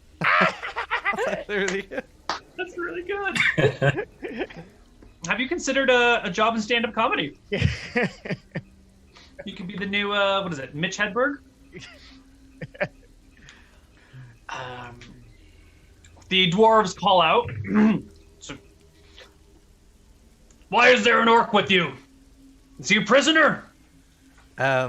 His friends tried to kill him. He's not one of them anymore. You see a few dwarven heads pop up on this spiked wall, peering between the gaps, never really getting fully above the spikes, just looking between them at you. There's some murmuring in Dwarven, and then one dwarf steps out in the middle of this this slit. He's got chainmail covering his legs and his arms, breastplate across his body, and a heavy two-handed axe in both of his hands. Now, none of you guys have really ever seen armor of this quality before. There are some ancient pieces of armor that have been passed down through the generations. I do believe Steven's first character, had like an old breastplate from ages ago. But this is bright, shining, brand new plate and chain, polished and gleaming in, well, I guess there's no sunlight right now because it's raining. It's unlike anything you've seen before. And his axe is brand new, cleanly polished, no pock marks, no chips in it whatsoever. It is great gear. Yeah. And he levels his axe in both hands, sort of in the direction of the orc, and goes, well then, you'll be happy to bring me his head, won't you? What? What? He's not an offering? No, we fought together. You can hear the surprise and commotion from the inside, and some of the spears disappear from behind the palisade wall, and crossbows, heavy crossbows, prop up on the other side. You would work with him? Sometimes in life, your friends will abandon... No. Not that we would work with him. He is working with us. Sometimes in life, your friends abandon you, and you have to find friendship where you can. You're gonna trust an orc? No, not really. I'm strong enough not to need to trust him. You said you come from Yaka. For trade? Yes, 2 reasons. First is for trade. Second is for an alliance. Grub have real special thing. Oh, yeah. Dwarf would like lots.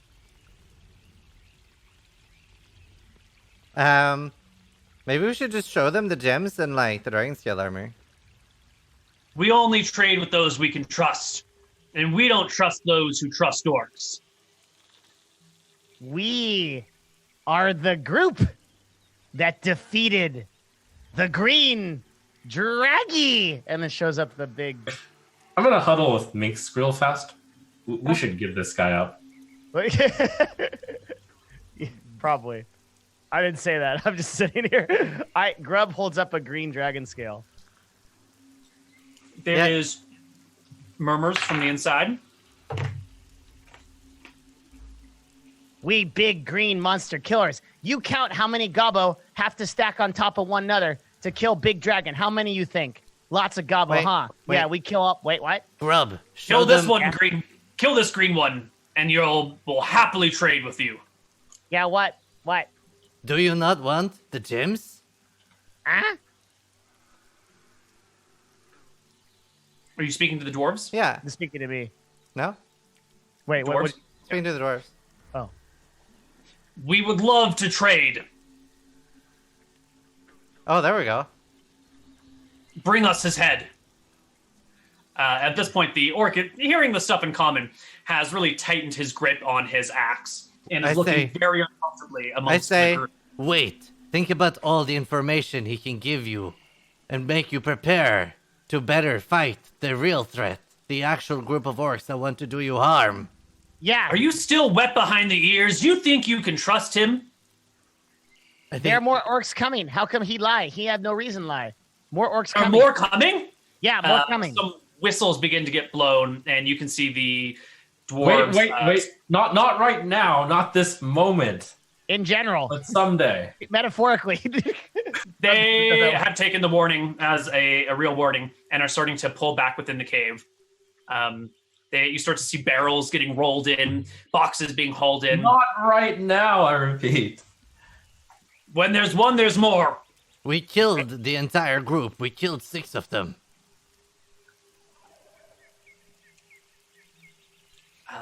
They are beginning to pack up their small little outpost and bring it all inside the cave. Okay. It'll take a while, but they're doing it. Maybe we should let Gus go, then negotiate with them. Gus says, I told you. You can't trust dwarves. Best thing you can do is kill them and take their stuff. And I think you guys are going to have to pick a side here. Should we just... What if we ask him to leave? Is that something you're discussing in front of him with the whole group? Gus, maybe we pretend that we attack you and you run away. He looks at you with a look of betrayal. You can hide over there. We will get his armor and then we meet up after. You want me to hide? Pretend that I've been defeated? Run away like a dog with my tail between my legs? You would have me act the coward? You are not the honorable man I thought you were. You know what, Gus? You're right. We should attack for glory right now. Are you with me? Makes an insight check on you. He's done before. Rolls a 19. Realizes you're lying through your teeth. You just want him to attack so you can shoot him in the back. Or something. Excuse me, DM. You assume that he's lying. He might genuinely want to attack the the dwarves. Actually, you didn't ask him. It's a lie. It's a lie. I know him. Okay. I know the man. He will shake his head and leave. Damn. You guys have disappointed him on so many levels. I'm going to go attack him. I mean, I make a motion towards attacking him. Like, I'm going to kind of raise my quarterstaff and glance at the rest of the party. Sure, why not? Fuck it, dude. Feels horrible. He rolled a hit. I told you, I said, as I'm waiting for the group to all nod, pretty much. I swing my great axe. All right. Zai, you can get an attack as he begins to walk away. And I think that will alert us to a combat round. Okay. You get one ambush on him at Great. advantage.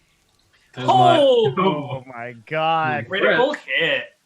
And here's a follow-up punch in the stomach. 12 for the first one. 17 will hit. Jesus. Oh my god. Alrighty. And then do I take a shot with my longbow or? Yeah, you've got a ranged attack, so you can make an immediate shot, but everyone with melee will have to roll into initiative because it'll take a while to close to him. You are past redemption, Gus. 18 will hit. You have advantage because he's not aware you're about to attack him. Go ahead and roll me damage. Minus 10. Oof. Okay. It's time for some initiative here. Wait, did I not get my great axe off? No, melee attacks have to move closer to him, which will be an initiative roll. Only the ambush, which is whoever's adjacent to him and the missile range. But I could throw my javelin then, right? Yeah, you could throw your javelin. Roll the javelin. Damn. 24 will hit him as well. 5 damage. Oh man, he's taking a lot. Can I sling him? If we're gonna do range attacks? I guess Trump did give you warning. Yeah, go ahead. Slings take a little while longer to spin up than a javelin or a bow, but it's fine. Sling him! 11 will miss. He'll ping off his armor. He whirls around to face you. Let me regather the party in some semblance of a battle map. Zai is the only one. Dwarven Empire! Minx is here. You'll be here. You'll be here. Something like that. And I will bring you to the map now. It's the same map as before. There are some dwarves inside. We'll say the dwarven inside is, I don't know, 50 feet this way or whatever. They're watching, right? They are watching. Okay. And we will have one person in the team roll initiative for the party. Someone other than Zai. Anyone but Zai. Okay. Not so great. 4 points. Better than his, though. It will be better than Gus's. Gus gets a 10. Oh, fuck, never mind. Oh, I just saw it. Fuck. God damn it. All right. He will make 2 attacks and a shove. So Gus will take his elbow and kind of try and knock you to the ground, Zai. It's an opposed your athletics or acrobatics against his athletics. He gets a 16. 16. Ooh, I do believe tie goes to the defender. So you are not knocked prone, and then he will just attack you twice. Once, twice. 25 will hit. I believe 12 will miss. You will take 11 slashing damage from the hit. And it becomes the party's turn. Can I close the distance and switch down my great axe? Absolutely. And I can do that at advantage because he's flanking. You'd have to be behind him for advantage. I can move here then. Yeah, you've got the movement to do that. No problem. You step up behind him. You critical him in the back with your weapon. So I just click great axe still? Yep. 15 whopping damage. Wait, but it's 20 on a crit, right? Yeah, you roll double damage on the crit, which this accounts for. Yes, it is. Oh, your first D12 was only a 1. That's why. And your second D12 was a 10. Terrible.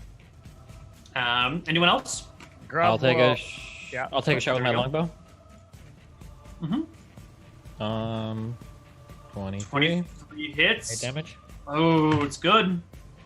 Grub will reach out a small hand, shake it, and produce a flame. Wow. That will hit. Jesus. How does this work? I don't even know how this damage works. This? Yeah. Ooh, not great. Oh, well. You hit him with I'll a go small in the melee. fire hit, or almost. He is at 2 hit points on his turn. Uh-oh. Knowing this is the end, should have known better than to trust a human. He will try to knock you prone again. Okay. Did you have an action? Oh, it's too late, probably, right? I want to do the flurry of blows thing, since he's so close. So I'll get another... Oh, wait, no, I can't. Sorry, I made my attacks. I do want a patient defense, then. Patient defense, done. Yeah. Okay. He will try and shove you. So give me a athletics or acrobatics check to defend. Okay. All right, his shove doesn't work. I guess he'll just do his regular attacks as he critically hits you. Oh. And No, maybe I'm dodging, so that's a not critical, but still hit. patient defense is disadvantage. Wow. Yeah. All right. Regular hit, and the second one is a miss. So you will take 8 damage from his axe. And that is it. It's the party's turn, and poor Gus is at 2 hit points. Oh, I swing my that's axe. sad. It goes 18. dark for Gus. Yeah. No. You can roll damage if you want, but you easily bury your axe in his back. No, can I cleave off his Hits the head? ground. Yeah, you can do it. You bring his head from his shoulders. I It hold rolls round. up his head and I say, "It is done."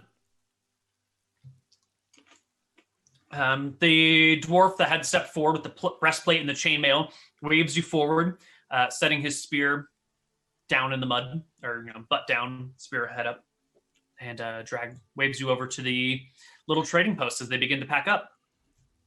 Good. Couldn't trust you otherwise. We apologize. We have not encountered orcs very often, but clearly you know better. Well, welcome to Blue Cliff Trading Post. That is a mighty beard you have. Well, thank you. Shall we trade? He looks outside. The rain is still coming down, but through the clouds, he can tell that the day is nearing its end. Come on in. We can trade. But when it gets dark, we're going to stay inside. Very well. He'll bring you within the confines of the wall. And why don't we take our second break right here? And when we come back, we will see what you can get up to with these dwarves. Sure. Hello, everybody, and welcome back to Empires of Arcadia. You are gathering with the dwarves. It's time to trade. Let's do this deal. What do you got for us? What do we have? We have 10. So Grub has 9 of they're called dark grub gems, but we have some idea that these are worth a lot because that one dude was like amazed that we gave them to them. So we have 9 dark green jade gems, 70 gold coins, 30 silver coins, an ugly stone, some dragon's teeth and scales, enough to make armor for 4 people, and one I Love Riki t-shirt. Don't we have more scales now after the last dragons? Well, I don't know. I didn't ask Koibu if we got dragon scales from the other ones. I did. I don't think you've been. How much? What is the weight of the scales you've been carrying around up until the last encounter? You said they were like small. That's what I'm trying to get at, because I don't think you've been carrying around 4 people's worth of dragon scale armor, because that'd be like 80 pounds of dragon scales. So how much? Wait, so wait. We had 2 people's worth of dragon scale armor because only Okay. 2 people in the party could actually wear it. Oh yeah, that's true. Yeah. Okay, so someone has dragon scales on their character sheet, right? Mm-hmm. I do. Who is that? I have them. You would do? What's the weight on them, Grub? I think we you had them, but we pitched them off to the strong guys. Okay. They're actually on Vaughn's body. We need to go back. But for realsies, where are these dragon scales? They're on Minsk. Oh, on Minsk? Okay, I only wrote plate thingy, 30 kilos. 30 kilos. There we go. But that's the plate that we gave to the wizards. I don't think I ever wrote Oh. down dragon scales, but I can carry like a shit ton. Uh-oh. Yeah, So we're who fine. has the dragon scales? Uh-oh. Well, Grub always had them on his character sheet. So how much do they weigh? I don't know. We never talked about that. I'm pretty sure we did. We I'm totally pretty sure did. there was a whole "how are we going to carry all of the stuff back to Yaka" argument for for the like, bronze plates. Yeah. Interesting. Uh-oh. Okay. So let's forget about. We'll get to the dragon scales. You come on in. You've got this stuff. The dwarves are. This is easy. I mean, you don't have to panic. Like Corin, you're real smart. You're real strong, right? You can carry 40 pounds, 30 pounds. Corn scratches his head. You notice that his arms are fairly underdeveloped. He is quite the nimble half-elf, but not very strong. If you eyeballed him, All you'd right. probably guess it was about a -1 on his Vince strength can score. carry another 30 pounds, right? I can carry another 80 or something. All right, cool. We put them all with that. We generally And- said we put all the heavy stuff with Minsk anyways. And I don't have the plate thingy because I gave that to the wizards. Right. But you would have had to haul the scales all the way over here. Mhm. Easy. Easy, he says. I have like 18 strength, remember? You do have a lot of strength. Yes. And I'm pretty sure that we got more scales from the last lizards because I specifically said that. We just didn't write anything down. Right, for the last ones, that's not a problem. Okay, with the plate thingies and the scales, you could still have carried everything. So we're good here. Perfect. Can we make medium armor out of these scales? We can make dragon scale armor out of these scales, which would be, I believe, medium armor, yeah. So you have the dwarf here. Now's your chance to do trade and open up alliances and all that jazz. Who wants to lead the conversation? Zai has historically been the best, I think. Mm-hmm. Sure, I'll do it. So, what would you like to talk about first? Trade or diplomacy? Business first. Trade. Business. Very good. So, we have this lovely assortment of gems. Grub's been Yes. laying them out. Grub starts laying out the 9 jade gems, the 70 gold coins, the 30 silver coins. He looks at them greedily, his eyes glittering in the torchlight. And what do you want for these? These paltry gems. Oh, we would like these scales forged into armor. We've probably talked about this before. So we only need 1 set now, right? For Grub? I need one. I think I Yeah, can wear wear anything. You're a one. barbarian. Well, you probably don't want to wear something. I We think. said he can make a dragon scale codpiece. I said that. Never mind. I think it's only Desi and I that can actually wear the armor. Okay, yeah. Yeah. So 2 sets. 2 sets. Also, And I want then a weapon. I nudge Zai. Get access to tunnel. Ask about tunnel. And a Yes, weapon. we don't know which tunnels you may have access to, but we're interested in traveling around this continent to unify it. So those would be helpful. Wait, Neil, is it bad for me to wear armor? It is. Let's take a look here. Your armor, your AC calculation is 10 plus your dexterity plus your constitution. If you're not wearing any armor, if you add armor, you lose that constitution bonus. So if you were to wear the scale mail, you would have 14 from scale mail plus 2 max from dex. You'd have at most 16 AC. That's 2 more than I have now. What do you have now? 14. Oh yeah. Well, then this would be this would be a slight buff for you. You would have disadvantage on stealth checks while you're wearing scale mail. But you could do it. Yeah. You don't need to be armorless as a barbarian. You could wear armor if you want.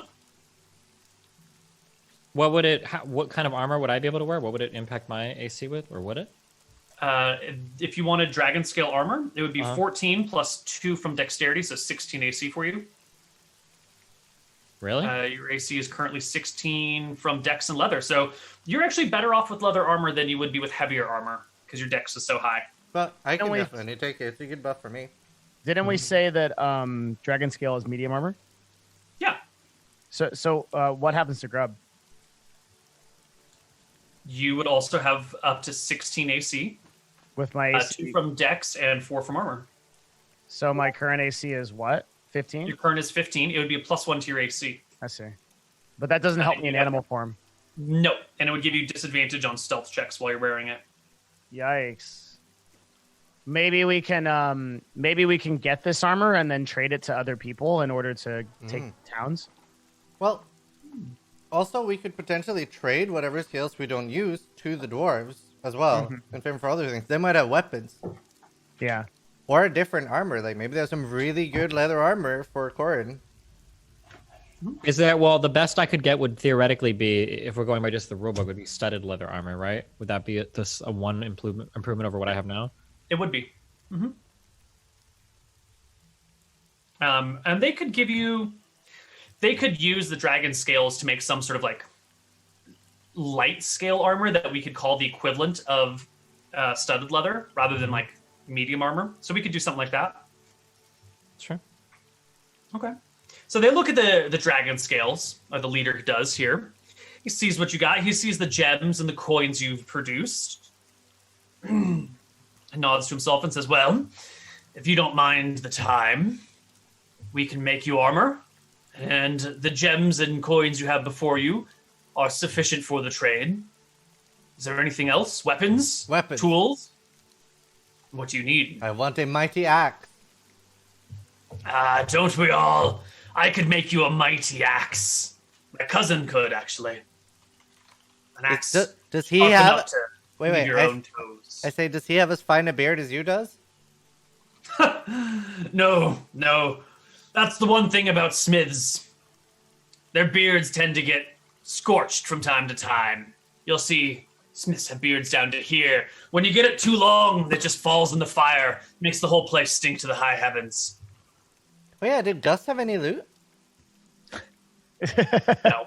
He has bone tools and armor. Maybe some small leather bag with him. Didn't he have that Nothing- +5 axe? Okay, I'll leave. Now, we have no idea of how much these gems are worth, right? Yeah. You guys you live in a weird semi-communist state where you don't have currency. You just have debts to the state. There has to be some way to like, is there a way to okay, insight check. Are we getting screwed? There you go. Yeah. Well, no deals have been made yet. No prices have been set or agreed upon. We're still in the negotiation phase of figuring out what you guys want. When he saw the gems, is Yeah. what I want. Yeah. You could tell immediately when he saw the gems that he prized them and valued them. You could see greed in his eyes. So Okay. you know that he values these things. So What else do you want? What other? Let's just get a list of all the things you want to buy, and we'll see if you can afford it. Okay. And how that works. Access to tunnels, 100%. All right, you guys want tunnels? Information about other dwarves and dwarven colonies. Info about dwarves. Weapons for Zizaran, right? Which is an axe. Zizaran. Minsk. Scale mail. No, I want a great axe sent to Ireland for Zizaran. Oh my god, I would love a great axe IRL. I know you would. That'd be fucking amazing. I used to have a mace. How many suits of scale mail did we want? One for Grub and one for Corin? I don't know if Grub would actually end up using it because I would.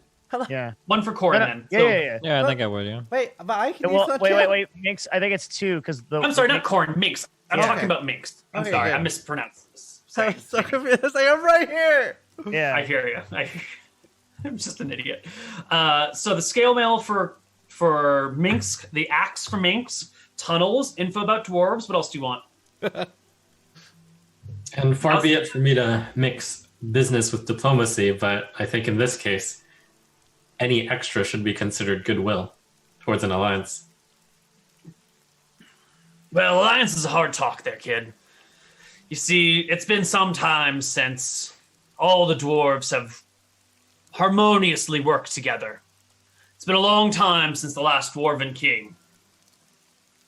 I could speak for my people or work with them, but if you want us all as a group, it can't be done until we're all united, and that can't be done until the hammer's retrieved, found again. Hammer? What Of hammer? course, there's another quest. Well, one step at a time. So, your people, how much do they number in this? What hammer? My people? Can't tell you that sort of information outright. Secrecy is paramount. But we have this whole mountain range, top to bottom. And we have our ways of getting to the next one over. Our tunnels run the length of this thing, some 100 miles or so. Straight through the stone. You could walk it in... Well, you could walk it probably in 3 days. So, like, Try if we hard. get access to the Okay. tunnel, can you give us, like, a ticket? So that if we go into another dwarf friend, we give them the ticket, and they're like, yeah, that's cool. That's really smart. I'm sorry to say that it doesn't work like that. Not unless all the dwarves are united together. Wait, actually, were we able to get a studded leather thing for Corin? Can we write that down? Ooh, I will add that, yes. Studded leather. And so I was saying it's an upgrade for Grub as well. Yeah, Grub is it. It's a buff to the AC, but a penalty to the stealth. Yeah, we were saying the studded leather would basically be the reskinned skill. Is there any real upgrades for druids? Like, really? It's not like wizards where you get new spells. I guess you can see new animals, but there's not really like much. You besides get leveling up. new spells, Yeah, new but that- things that you can shape change into, Can better the- attacks, better saves, same as Can every other the, class.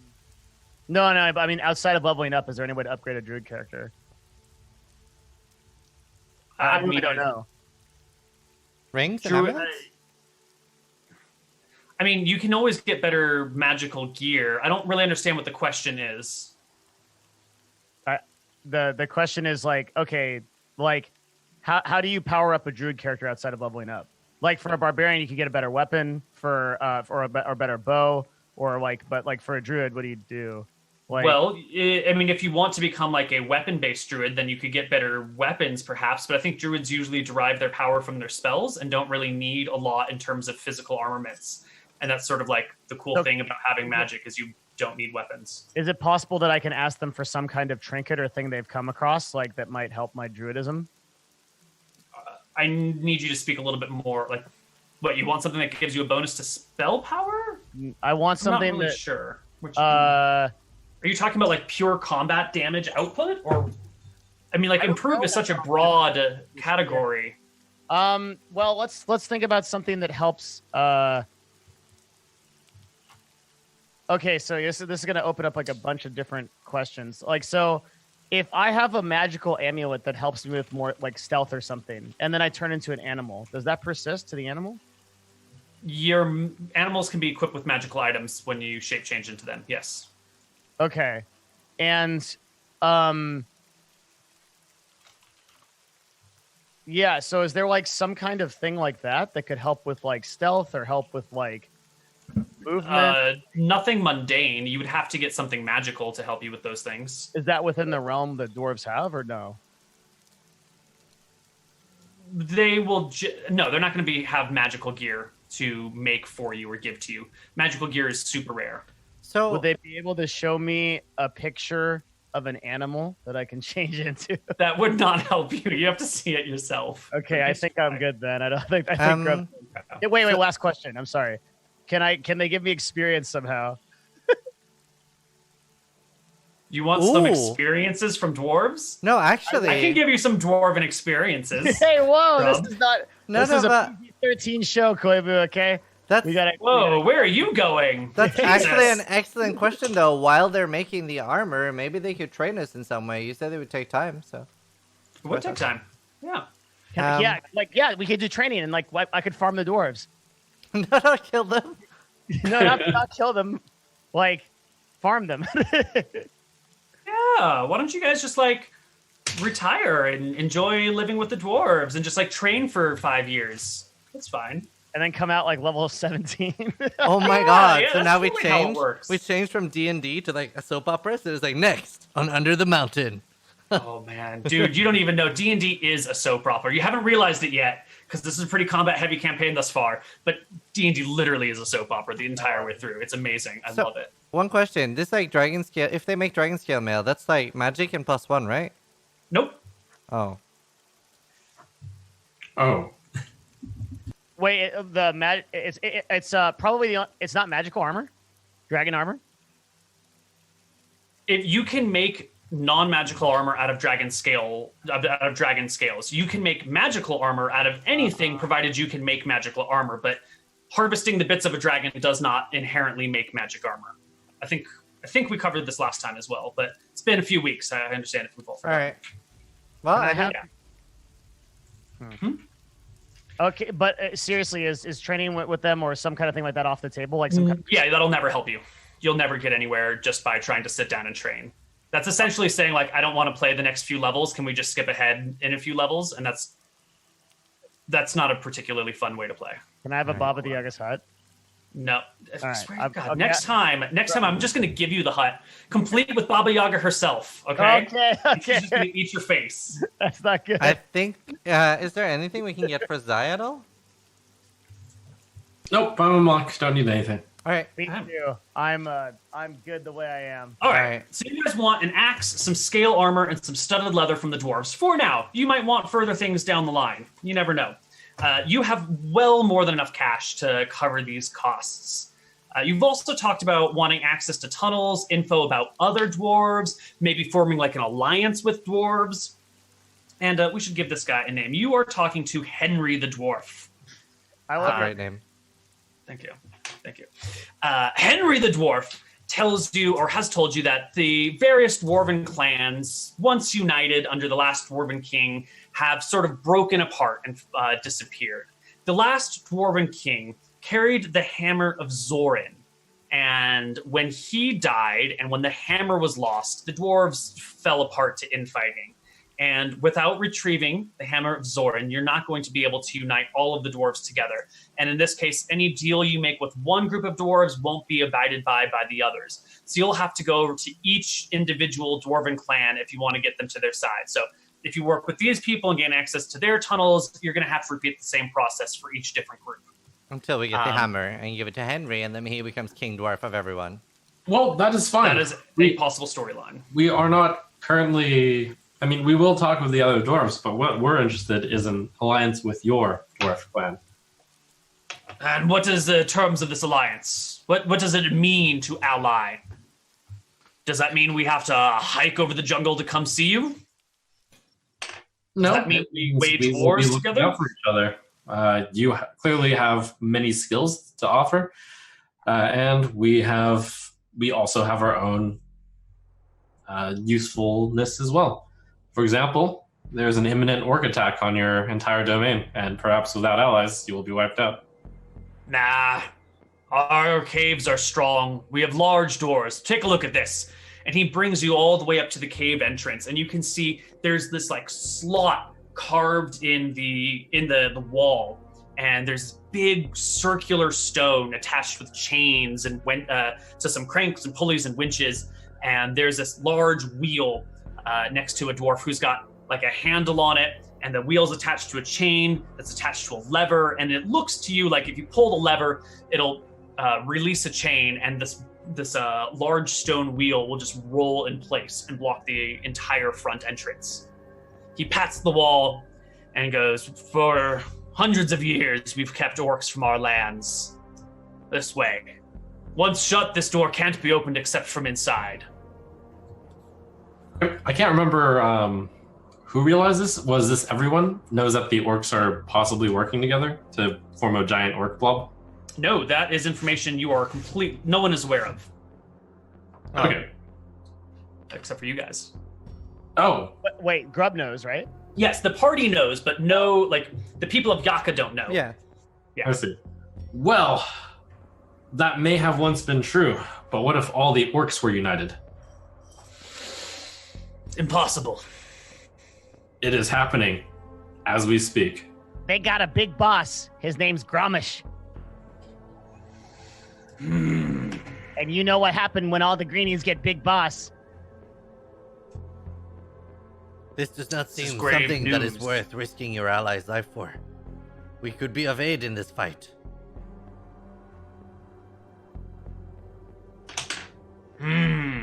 Grave news indeed. Still, I doubt anything will come of it. Orcs will fall apart amongst their own eventually. Hasn't been a true orcish threat in living memory. Do you have offspring, dwarf? Don't you think it's about time for one? I have sired sons and daughters aplenty. Are you willing to take that risk for your family? Thousands of years of dwarven history have kept us free from orcs. They may dominate the surface in between the mountains, may take us time to tunnel under them, but give it another few hundred years and we'll have tunnels everywhere. Can't argue with that. So But you've done well enough for us. We would be happy to trade you for these things. How much gold and silver did you say you had? say half. Grub has 70 gold grub coins and 30 silver. Okay. So that will cover this and this. So he points to the gold and silver, and then he points to one of the gems and says, "For those coins and that gem, we can give you these tools, make you this armor. If you wish passage along our tunnel to the far north end of this mountain range, we would escort the four of you up there for," he points to one of your other gems, "one of those. Damn, One each way." Why do we need to go there? To the other place? You don't, but you just asked about access to the tunnels. Right, so he's right. telling you the price of using the tunnels. Well, It'll I get suppose. you 75 miles, free and clear. Do it in 3, maybe 4 days. Not a single orc in sight, not a single monster. You cut your travel time by, what is that? By 75%? You guys have any tunnels that go back towards Yaka?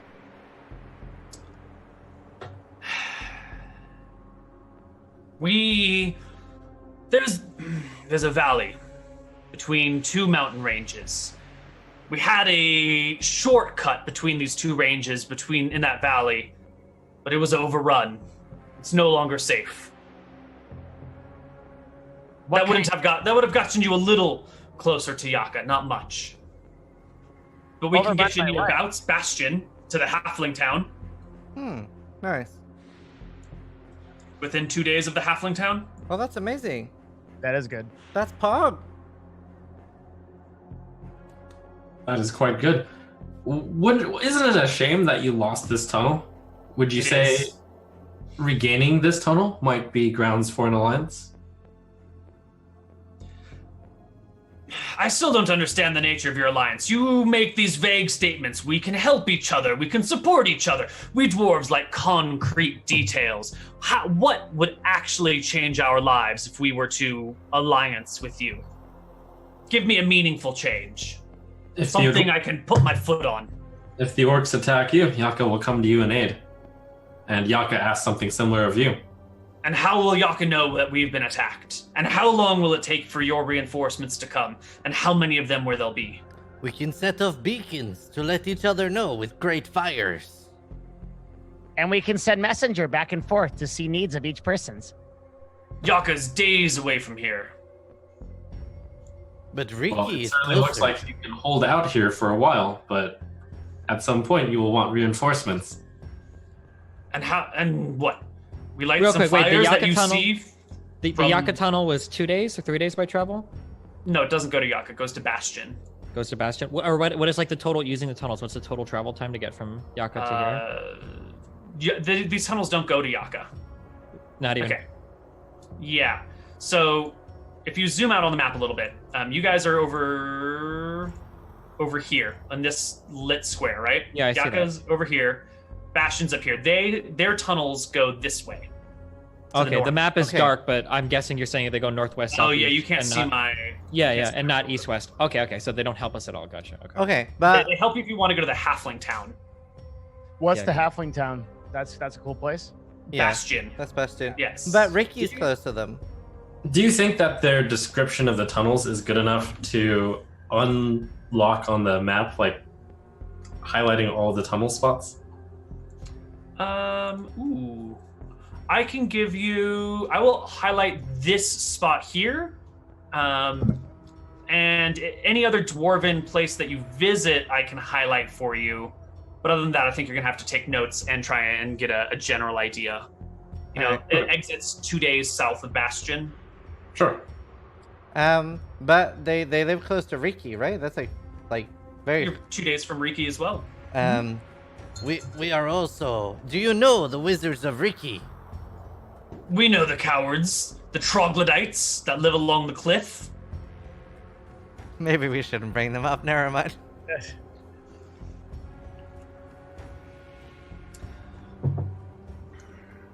Look, you seem a nice fellow, human. I don't mean to disrespect you. This alliance, though, I don't understand the point of it.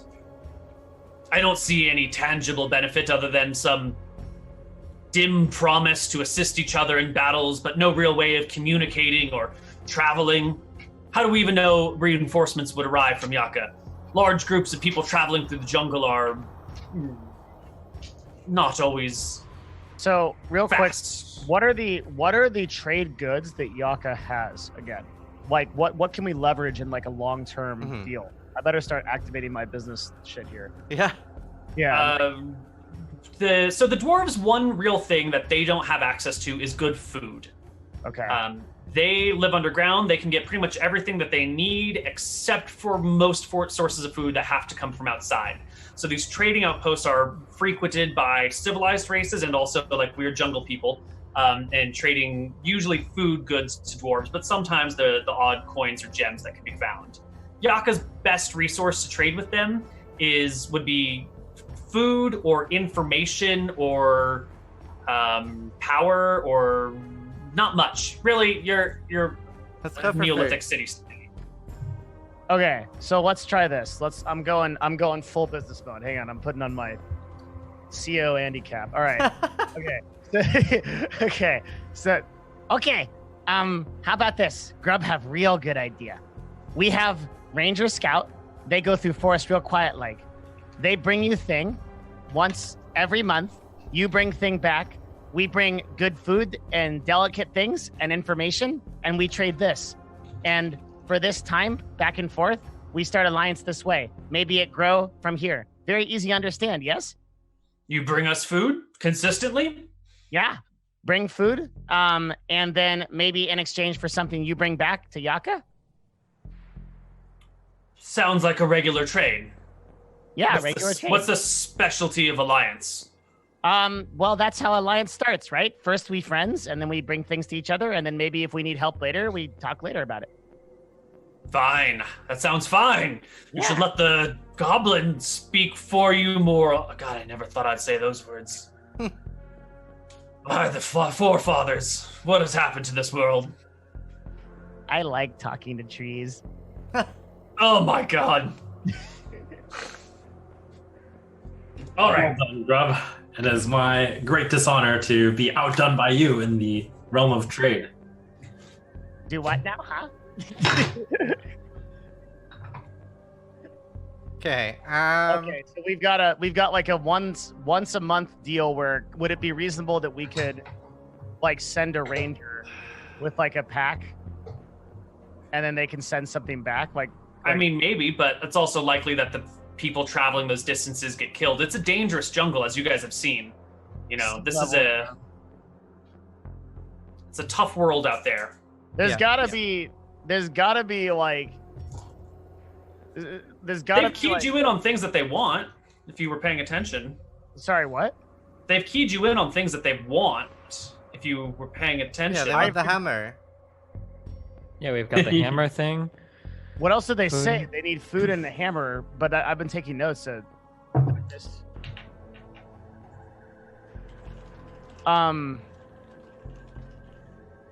So maybe Grub not here good. We got good business things so far, but what is it that Dwarf really want? If Dwarf could have anything in the world, what would Dwarf want? We'd want the orcs dead Okay. and the hammer of Zoran. Where is the hammer? There's a swamp to the northwest of here. The last great Dwarven king went there to explore the ancient ruins, to find old relics, and never returned. In theory, if they made it to the ancient ruins of Portheus, then the hammer is there with the Dwarven bodies. But that was a long time ago. Maybe 600 years? The ruins of what? Portheus. It's an ancient civilization. Before the mountains rose and the storms came, there was a coastal town, they say, on a flat peninsula. That is where the last great Dwarven king went. Nice. Okay. What happens if we find this hammer? Do we become the Dwarven king? You can't have a Dwarven king that's not a dwarf. What if we dress me up What with like a real big beard? I kind of look like I'm just big enough, right? But the magic hammer of Zoran has been a missing symbol of Dwarven power for centuries. If you brought that to us, son, we would be at your disposal. We would owe you a life debt. I would owe you a life debt. And with it, I might be able to bring the other dwarves to bear. What was his name again? Henry? Mm-hmm. Henry. Could unite all the clans under one Dwarven flag. Henry. It sounds to me like these ruins are near your tunnel. Somewhat. It's a long journey through the swamp, and we dwarves aren't very good swamp walkers. It comes well above our head. It's probably why the last king died there. Hey, maybe he just drowned. Maybe there's nothing dangerous there. They just can't swim. Many an adolescent young dwarf has said such hasty remarks and regretted it when they were older. Zoran was a good man. Does your tunnel have any exits other than 2? Oh, yes, we have the occasional exit. We even have one that exits right at the edge of the swamp. A little patch of bamboo. I say, Henry, if we try to retrieve the hammer, would you have anything to aid us in this quest? No. Okay. But if you retrieve it, I have plenty to aid you afterwards. Great. This must be great, very perilous, considering your last king died here. What dangers do you know of this area? Swamp, crocodiles, hydras maybe, lizard folk, piranhas, trollaroos. Oh no, Giant we're not really good mosquitoes. at those. What That's is a a dangerous Trollaroo? land out there. Oh, son. Better not ask. Better just to fight. Run. I think we have everything we need now, right? I don't know how you'd find a hammer in a swamp, though. What? I mean, what- underwater, how could you even find it? That's why none of us have ever been able to.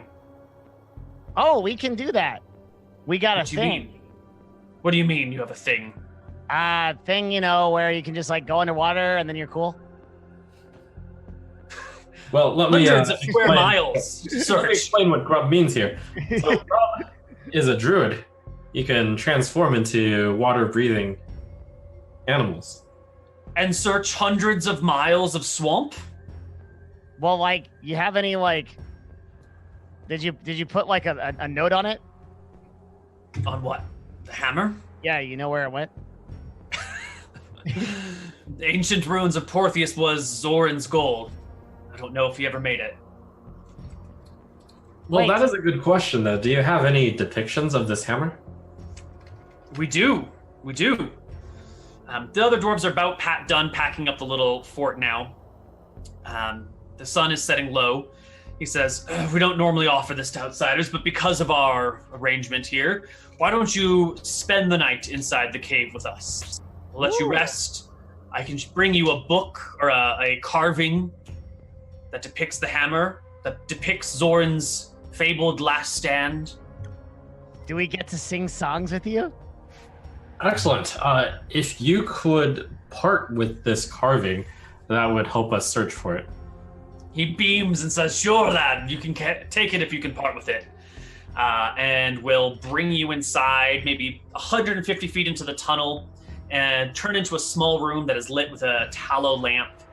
And you can see the back wall has this like huge battle engraved on it, where there's a group of like 30 dwarves all charging in, and there's these lizard folk with these crocodiles and like a hydra behind them, and it's this like epic battle of dwarves versus swamp monsters. And the very front dwarf is got this huge hammer raised above his head it's all sort of just like carved into the stone, but then this hammer is like carved into the stone and also has like little holes where there are gemstones set in it so that it catches the torchlight and reflects it back at you, making this like gleaming spot on the wall. The depiction's a little bit too big for you to chisel out and take with you. They don't have, I guess they don't have any carvings of this hammer that's not this hammer? I'm not sure what you mean when you say Like carvings. a replica hammer. Replica, got it. He can describe it to you in exquisite detail. I think there's probably something near to a replica lying around. Yeah. Lying around. It is a dwarven hammer, a war hammer, so it's got like the solid end on one side and sort of like a spike on the other. It is made out of steel, and it has 3 blue gemstones along one side and 3 green gemstones along another. So, from the actual carving with this, like, I guess he's facing like a hydra, you said? Yeah, and crocodiles and lizard folk and all sorts Is of there stuff. any indication of where he is, or like any kind of like help that would let us narrow down this a little bit? Just making some notes here. We're not entirely sure. These legends here are stories we've made up after the fact. Zoran and his men never returned from their trip to Portheus. But they were great and mighty warriors. I doubt they would have stopped. Anything could have stopped them. It would have had to have been something large, something terrifying, something truly dangerous. Zoran was a great, great warrior. His men were too. Wait, so like we probably shouldn't go after this thing, right? Because if it's like that thing killed a dwarf king, like maybe it killed that too. It's been 600 years. Oh yeah. Yeah, why don't you guys go nothing get it? lives 600 years. It'll be fine. We don't go because the swamps are inhospitable to us, and we have no way of finding the hammer. We aren't... How do you say? We are men of earth and stone and steel. These are not tools to help you find a piece of metal in a swamp. Okay. No, that's part of the reason why we're gathering an alliance. You have your own strengths, but certain troglodytes may know how to find such an item. He grimaces under the weight of your words, like he knows this is the truth, but he won't come to face it. Oh, that's such a good idea. We could go to the Wizzies, do their thing, then have them locate the metal thing, then go to the metal thing and pick up the metal thing, then go back to the dwarves and get the thing, then give that back to the wizards and have the thing. Rob, you're thinking exactly what I'm thinking. Yeah! Yeah! Henry looks around. Are you certain about this? Is this truly a viable option? Well, It's something we've wanted for generations. such is the power of diplomacy. We have made a good impression on the people of Riki already. Yeah, they just want some kind of crazy book things, and they already owe us because we bring them one book already. Silly troglodytes. They like books, huh? Pretty silly. People who value words over deeds can never be trusted. But if you were to do this deed, you could be trusted. Most certainly. Okay, so I think what we do, maybe dwarves know where the you guys ever hear of Big Bronze Tablet or book? No. Okay. That's it. We this can room have is a, for you, he The other says. side of the world. Can we have a pointing to long few rest here? beds. A long rest would be a week of downtime. Do we He's need a long not rest? super excited to give you a full week of downtime. I don't know if we even need one because I have my spells and like I don't Okay. know who else. I'm just like down to one rage, but I just figured like how many days is it gonna take them to make everything if it's close to a week anyway? You get your rage back on a long rest? Yeah. Really? Yeah. Huh. The scale mail is going to be the thing that takes the longest, and that's going to take probably like a couple of weeks actually to do a good job with this dragon scale stuff, to get the scale armor and the studded leather. So in theory, by the time, if you do this right away, if you can get to the swamp, which you can learn is, I mean, they've got a tunnel that will lead you right to the edge of the swamp, and then it's going to be a while to travel through it. But to do the whole thing in the swamp, in theory, and come back and whatnot would take you a couple of weeks. So if this is a successful mission that can be done in a reasonable amount of time, then by the time you got back, you would have all of your gear built and ready for you. But see, like, if I was my character in this position, I would be quite happy, like, waiting, because this sounds like a dangerous mission. Yeah. If you want, you could wait. You'd probably have to wait in Riki or Yaka or something, and they're not going to let you live in their cave, in their mountain for a couple weeks or a month. We have to go So- back to Riki anyway, so... We're going back to Riki to get like a locate spell on the hammer, right? And then we're gonna go try to get the hammer and bring it back to the dwarves. Yep. So we can Perfect. go to Riki and we can just stay there as long as we want while they do that. Yeah. Because they if already you owe guys us for the bronze book. Yeah. that would work. You could go to Riki, chill Yeah. until this stuff would be ready. Yeah. Meet up with the dwarves, get your shit, and continue. I think we sounds do that. pretty pog. Yeah. Sure. Excellent. I think that's unlikely to happen. They probably won't be able to find the hammer, but Wait, why not? if you play- They literally have locate object. Yeah, the goal would be to take them. We've got like a mural or whatever, so they should be able to see exactly what the hammer is. Mhm. And then locate. The only downside is that swamp, I think, was square miles of space, and I think locate object only works within. Is it like a 500-foot radius or something? 1,000 foot. 1,000-foot radius. Yeah. So we would have to cast it and then run around with it or something, and do that for a while to locate that hammer. Yeah. Can any of you cast locate object? Maybe Grub can actually, but it wouldn't help much, would it? You'd have to be within 1,000 feet of it. But the lucky thing is that in a swamp, if you're trying to locate a hammer, there's probably only one hammer in that entire swamp. And if it's been 600 years, any other hammers that might have been there have probably rusted away by now.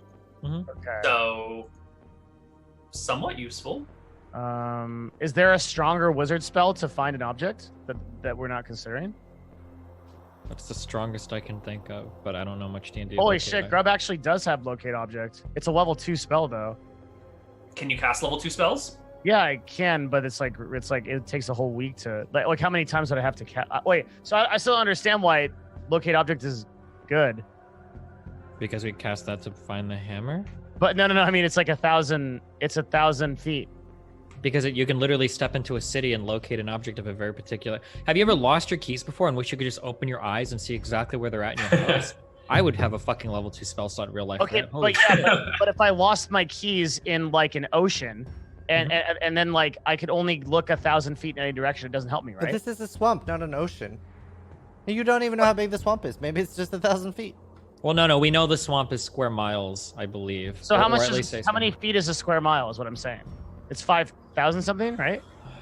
5,120 some bullshit. I don't know. 5,280. Okay, yeah. Okay, Koibs. All right. But yeah, 5,280.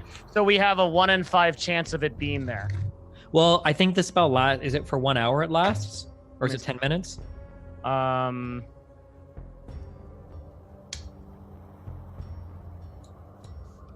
You sense the direction as long as it's within 1,000 feet of you. Can locate a specific object.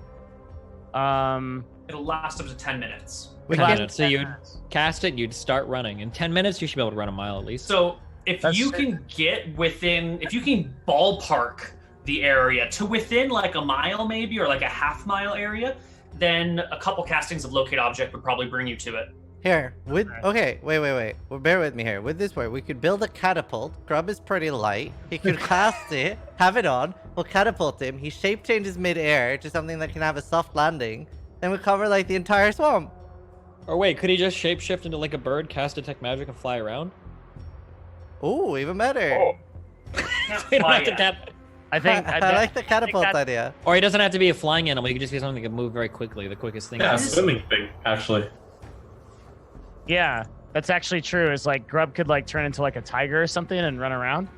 Or into a fish and swim around. Yes. Yeah. Or an octopus. Something that swims. But Yeah. this seems like a plan. Let's start moving back towards Riki. Okay, why are we going to Riki then if we don't even need the wizards? Because we still want to get gear upgrades so we like don't get one hit by fucking Neil's like desire to kill our party. Wait, the Zoom cut out for a second. What was Devin's question? My question was, why are we going to Riki now that we know that I can just do this? Oh, to go to the wizard people? Do we need to go to the wizard people for help? We also want the map. Well, you don't know exactly where it is. Oh, maybe they'll know. Wizards can help you narrow down the location. Yes. Maybe not. You are just aware that there's a swamp somewhere. Wizards might be able to help. Go to Or Riki. maybe not. Yeah, But you also need to shot. kill Close. time before your gear is ready anyway, right? Yeah. We have a map to get from Riki too. Let's go. Perfect. You guys can rest the night here with the dwarves, expend any hit dice that you need to expend. You also all gain 1 hit die back. Is there any hit die that need to be expended? Do you gain the hit die and then expend? Or it's the other way, you expend and then gain, right? You gain and then expend. Oh, great. I will use it. Right. So if you're at full hit dice, you Okay. don't get a free hit die. But if you're at 0 hit dice, you get your hit die back. You know? And then I used it. Yeah. Great. Okay. Okay. All hit dice that want to be spent have been spent? Yep. Excellent. Let's turn around and head back. It is a 2-day journey to Riki. The dwarves will say their goodbyes, and before we go, why don't we take our last break, and then we will do our return to Riki and all that jazz on the other side of it. All right.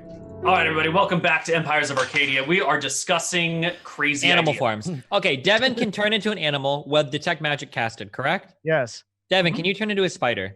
Yes, I can. A tiny Is spider. it? You can turn it. Okay. One of the ways that spiders move is a spider will sit in a space, spin, kind of let a web go in the air, and the air will actually make the spider fly through the air. It's one of the ways that baby spiders migrate when they come out of eggs. So if we fear which direction the wind is going, we can go to the other end of the swamp, put the spider in the air, have him let his web out, let him go, and he should just fly through the fucking swamp with detect magic casted, and then he can just cut the web and land where the hammer is. One small problem. What? How do I get back? Fuck that. I don't care. Just Well, I mean, you're a scream. magician. You've got to have some spell or some cast or something, or we can give you an object. It's with you. We can give you like a whistle or some shit or something, and then like okay. fucking 3,000 orcs show up. No. But I have an idea. You can talk to animals, right? Yes, I So can. if you can find a smart enough bird, like isn't it ravens are really fucking smart or some shit? So what if you can turn into an animal small enough that we can bribe a fucking bird to carry you around the swamp and take you back? You can talk to animals, you can detect magic. We have the technology. What would be worth it to a bird to do all that? Loads of food. Or if it's a raven, something shiny. ravens are incredibly smart, right? Let's just give it some piece of shit shiny thing to trick it into doing all of our bidding. That's smart for a bird. It's pretty good. So we're gonna. Okay, if These are interesting ideas. Plan fucks up, then Grub's basically dead. These are interesting ideas to keep in mind. Let's get back to Riki before we declare our actions that are going to take place in 7 weeks or whatever. Should we roll to travel? Absolutely. Who hasn't rolled for travel yet? Me. Give me it. What is it? Okay, Destiny. 20. 3. And move me 2 hexes. Move yourself 2 hexes, please. We're at the mountain. We're going back down to Riki, right? Yeah. Yes. All right. As you travel through the jungle on this rainy day, Grub, his ears perk up, and he hears in the distance the sound of something beating on a hollow log. It's a bum, bum, bum, bum, bum, bum, bum, bum, bum, bum, bum, bum. What? Any idea of what this would? I know what this is. No, but you have 29 passive perception. So from a great distance, you hear the pounding of a hollow log. What do you know about hollow logs? Oh, it's Gobbo's. Gobbo's up ahead. What? Gobbo's up ahead. How do you know? Grub knows everything. This Trees is tell true. me. Very wise. Some Gobbos having party. Sounds like we want to avoid them, right, Grub? No, they can be Gobbo friend, We but can- last time not go too good. we have too much to do. Let's move around them. That's true. You don't want to see what they doing? No. The last goblins didn't work out that well. True. Okay. If you want to avoid, we got to go this way. I point like around the goblins. Okay. You find yourself in a bit of a... Well, you can't see the goblins first off, but you're in a bit of a narrow canyon. Not quite canyon here, but a narrow terrain here. And the pounding is coming from ahead. You can go around it if you want, but it'll probably take you another half day to do. Sure. Okay. Great. You guys are happy to avoid it? Yeah. Yeah, we don't like fighting. We like RPing. Cool. You guys can go around it. No problem. Give me another day of movement for Ooh. somebody else. Me. Ink's a 6. Okay. So it will take you... You can get to about here. Not all the way to Riki. Hold on. Uh-oh. Little eager. Oh, no. Let's see. What is this? All right. You're walking through the bamboo on your way back to Riki. Life is good. Things are great. What is your marching order? I'm at the front. Okay. Oh, Grub's at the front. I Oh, guess yeah. you're also. Yeah. Grub, you front man? Yeah, sure. I don't know if that's good. I mean, is Corin like more defensive than I am? I'm usually in the back or second back. I'm a little ranger. I can't be tanky until I have a bonus action. Yeah, but you're the eyes, so you have to be in the front. True. If I get surprised, it's not good. But okay, yeah, we can do that. Okay. So Grub is in the front, which is nice and interesting because if you were second, then the first person would sort of walk into this trap.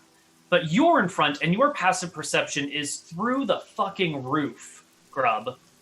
So you're walking through the bamboo. There's these weird, plateauy hills all over the place that you're walking in between. Tall groves of bamboo grow up between them. And as you begin to round one of these large, these short mesas, you notice that there's something wrong with the bamboo nearby. And I think you pause for just a moment and fix your eyes on this odd piece of bamboo that bends in like an unnatural way when you realize that it is not a piece of bamboo, but a huge snake. And had anybody else been walking in front of you, you wouldn't have had the angle to see it sitting there ahead of time. Mm-hmm. But you are first, Grub, and you can see that you are standing like right next to, I'm going to bring you to a map so you can see what I'm talking about. I'm going to make the snake visible to everybody, but technically only Grub should be able to see it. It is right here. This giant constrictor snake. Oh, and you're like walking along and you come around this corner right here and you look and it's like the biggest snake you've ever seen in your life. We can't avoid at this point. We're walking into it. You've walked here and I'm telling you the moment you spot it with your 20 passive perception because it had a 19 on its stealth. Yeah. So you spot it So and it's there. What do you do? So Grub has second stacked, right? Yeah. Yeah. So Grub is going to turn into a giant Todd immediately. All right. Immediately you turn into a giant Todd. All right. And that is something that startles the snake. Maybe it was going to attack you before. Maybe it wasn't going to attack you. But you are now this big toad, and the snake is looking at you like you are breakfast. Wow, you turned into its prey. Much bigger. We'll see. Actually, that's not 100% true. If you leave snakes get eaten by animals if they don't eat them immediately, right? Like if you feed a mouse to a snake, but the snake's not hungry, the mouse will just eat the fucking snake, right? That's totally true. Yeah, 100%. Yeah, it's really weird. Yeah. Yeah. Can I get some HP rolls for you? 10d6 plus 6. Giant toad. Ooh, 45. Very nice roll. Half and the that will Koibu monster. That will be your action for that surprise round. So let's someone roll initiative for the party. Not me. As our giant constrictor snake. Okay. See, edible toad. I need a good initiative roll. Do you want me to do it? I feel like I've got a good initiative roll right do here. it. Okay. Here it comes. Overconfident. 22 coming. Koibu is so... Wait, I click initiative, way. right? Oh, wait, yeah. 22 right here. Not gonna happen. Oh! Sorry, Koibs. Close doesn't count. 21.2. You still win initiative. The party goes first. Load up the arrow, take a shot, I think, right? That's all I can do. Yeah, I think you guys see him turn into a toad, but you, as I said before, you don't yet see the snake. But he doesn't idly turn into toads. Okay. Can... Not idle on this. Wait, so can I take a clear shot at him? I think you're unaware of the snake's presence because he just turned into a toad while you were walking. Okay, so we need Grub to do something then. Yeah, I mean, can we do like a perception check to see why the fuck he just turned into a toad? Absolutely. Give me perception checks. You're gonna need a 19 to spot the snake. What? That's a big ass snake, Koib. Yeah, he's hiding at an awkward place with advantage on his stealth. Oh my God, Zai spots him. Can Zai call him out also now? Yeah. Totally. It's a snake right there. Okay. There you go. Can I wait for Grub's movement and can we move at the same time so we get flanking advantage? I've consumed my full action. I can't do anything, right? Oh. So I gave you like a surprise round to do something. You use your bonus action on your surprise round to turn into a frog. We're at the start of initiative. Yeah. No one has done anything. Everyone's got a full turn. Okay. I move here. If you move somewhere, we can flank and attack together. All right, you scramble up. This bamboo is really thick up in here. Like there's not much room to swing an axe in this area. If you're going to be fighting in this thick cluster, you're going to have disadvantage on all attacks. Well, if I rage, then I'll have just no. Rage doesn't give you advantage, but attacking flanking recklessly does. But your attacks will be normal because you're flanking, so your disadvantage will cancel out. Right. Is there anywhere here I can stand and not have disadvantage? Not in the clusters. The clusters are really tight. Okay, well, I'm gonna stand here then. I rage. Does this snake have disadvantage? The snake is just going forward. If you had a spear or a stabbing weapon, no disadvantage. But a slashing through the tall bamboo or a bludgeoning will have disadvantage. Nice. 25 is a hit. The axe comes around, chopping through bamboo and smashing into the side of the 18 snake. damage. Oops, minus another 2. Thank you. The giant Todd is going for the bite. Nope! Oh, give me a... Wait. It's not an advantage? No. No, it is for him. Wait. Oh, I'm not in the bush. You are not in the bush. I'm not in the bush. You have advantage. You bite the snake. It is grappled. Excellent. Roll me damage. Oh shit. Can't you just 60. eat it? If it doesn't escape next turn, which it definitely will, I can start eating it. But Excellent. the Rest of the hunter party? becomes the hunted. Nice. Okay, I'm gonna make my way up here. I'm You're assuming so low. Is it difficult terrain? Yes, it will be difficult terrain to move through. Okay, so that would be 5, 10, 20. Yeah. Actually, I think he has to be here then because it is difficult terrain. He wouldn't have been able to move that far. Okay, is this good enough for advantage right here? Can you get to the other side of him? Do you have enough movement? You have like 40 feet, right? Yeah. Let's see, that's 15, 25, 35, 45? Yeah, or 15, 22. That's plenty. Yeah, you can do it. Oh yeah, I mean, I assume this was difficult though, so you have to double that. That's still fine? Yes. It'll be an extra 5, 10, 15. I think if you go here and here, you can do it. Okay, sure. Like that's 20, 30, 40. Yeah. That's fine. So now, this is a technical question, but even though he's in the bush, the flank cancels it out. Does he now get advantage because it's restrained as well? No. If there's advantage. more than one advantage or more than one disadvantage, that's all just a wash. Okay, I don't understand 5e. Okay, cool. Yeah. All right. Well, It's a big simplification. I'm going to do a flurry of blows.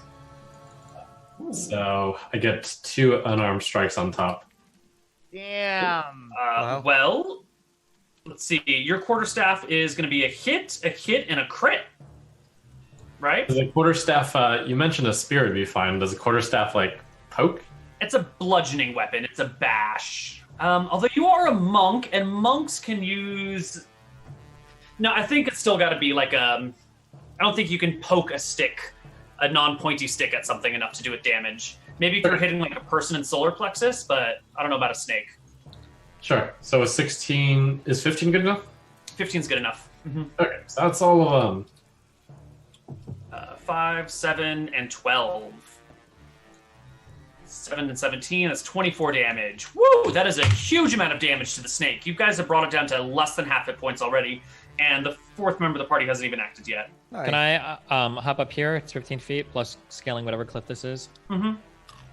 Yeah, you can take a shot at the snake.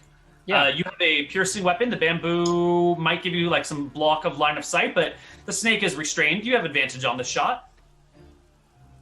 Advantage on the Nice. shot makes it a crit. Crit the snake. Yeah, you hit it right at the back of its head. Can I go ahead and toss, I guess, like a disarming attack to knock a tooth out or some shit? I don't know. I just want to add Sure. damage to the roll. Go for it. So here's damage on the shot, and then an additional 1d8 of damage.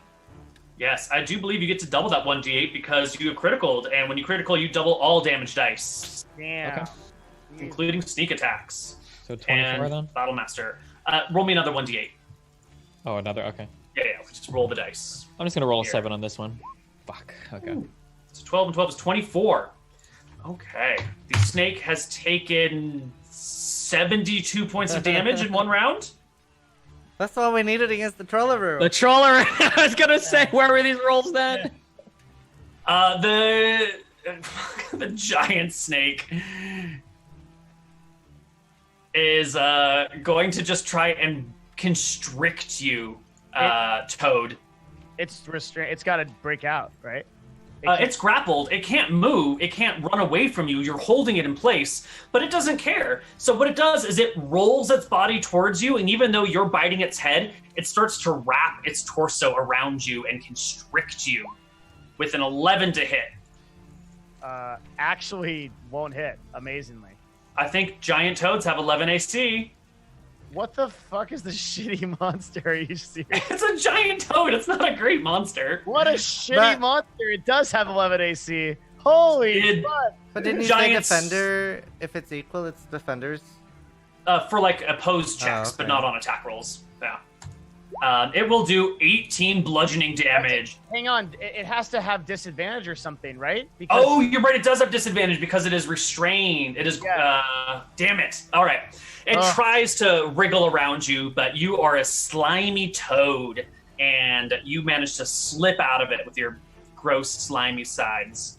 I believe this is the end of our snake. On the next round as the party goes. Great axe. That's a hit. 11 9 damage. Oh yeah, 11. Snake is at 9 hit points. Does anyone want to finish it off? gobble. Gobble it. I've never gotten to use the swallow attack ever. Do it. How does it work? You click the button.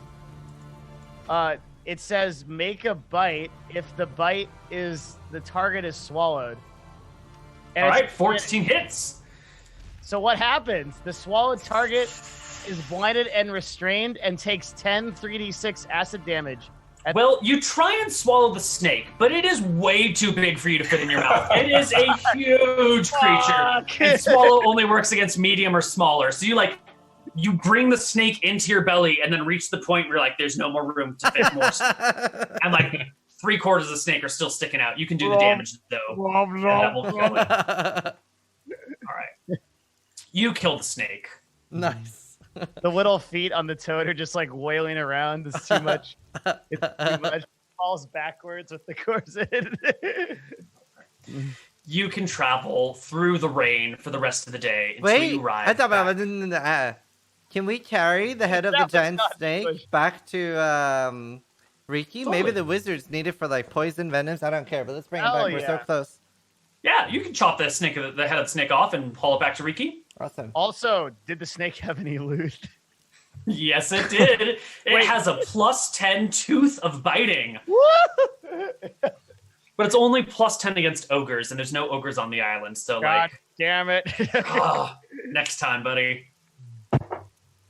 Can I keep the tooth? I was gonna say. Totally. All right, you can make it back to Riki. You see that same little ledge that you can climb down, get back onto that boardwalk. And even though there is rain, you can come on inside to the caves where the troglodytes live and enjoy your time there. The wizards see you coming back, and they present you with a map. It is made out of paper, which they do make by cutting little pieces of bamboo really, really, really thinly and then pressing them together in this giant press that they hold for a long time. And it comes out with like these weird lines through it. It's not like nice white paper. It's got like, because it's overlapped pieces of bamboo. So you can see the lines where it overlaps. And they've taken their time to draw on it. And I'm going to reveal the whole map to you. Holy shit. But this is a paper map, and it's not going to survive the jungle very long. So it's likely to get lost, damaged, destroyed, and ruined. But until then, you should see the whole world map now. Oh my god. It's the map. Okay, I would like to commit suicide right now and re-roll a character. Do I start at level 20 since we have everything uncovered, or how does that? No, you haven't brought any towns into your fold yet. Oh, god damn it. I know, but you did say committed suicide. Make me a new character.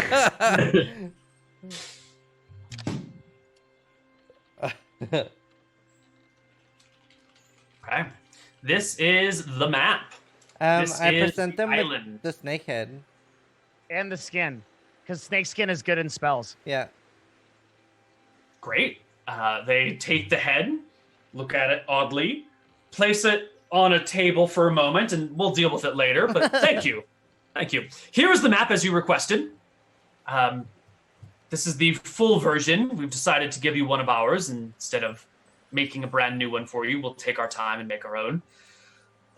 We thought upon your words, and you're right. One of the lost spell books is certainly worth the map and the trinket, the amulet of water breathing. Which you have, right? You haven't lost it? We have it. We have it. Of course not. Who has it? Whose character sheet is it on? I think Grub. On what?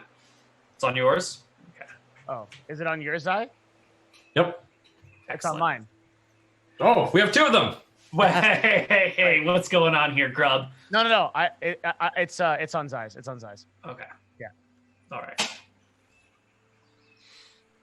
All right. Should we just rest here? Yeah, they will let you rest here. You did bring them one of the lost spell books, and they are so overjoyed about it. In fact, well, now I'm they will really talk curious. your ear off about it. How do you know what is on this entire island? I ask.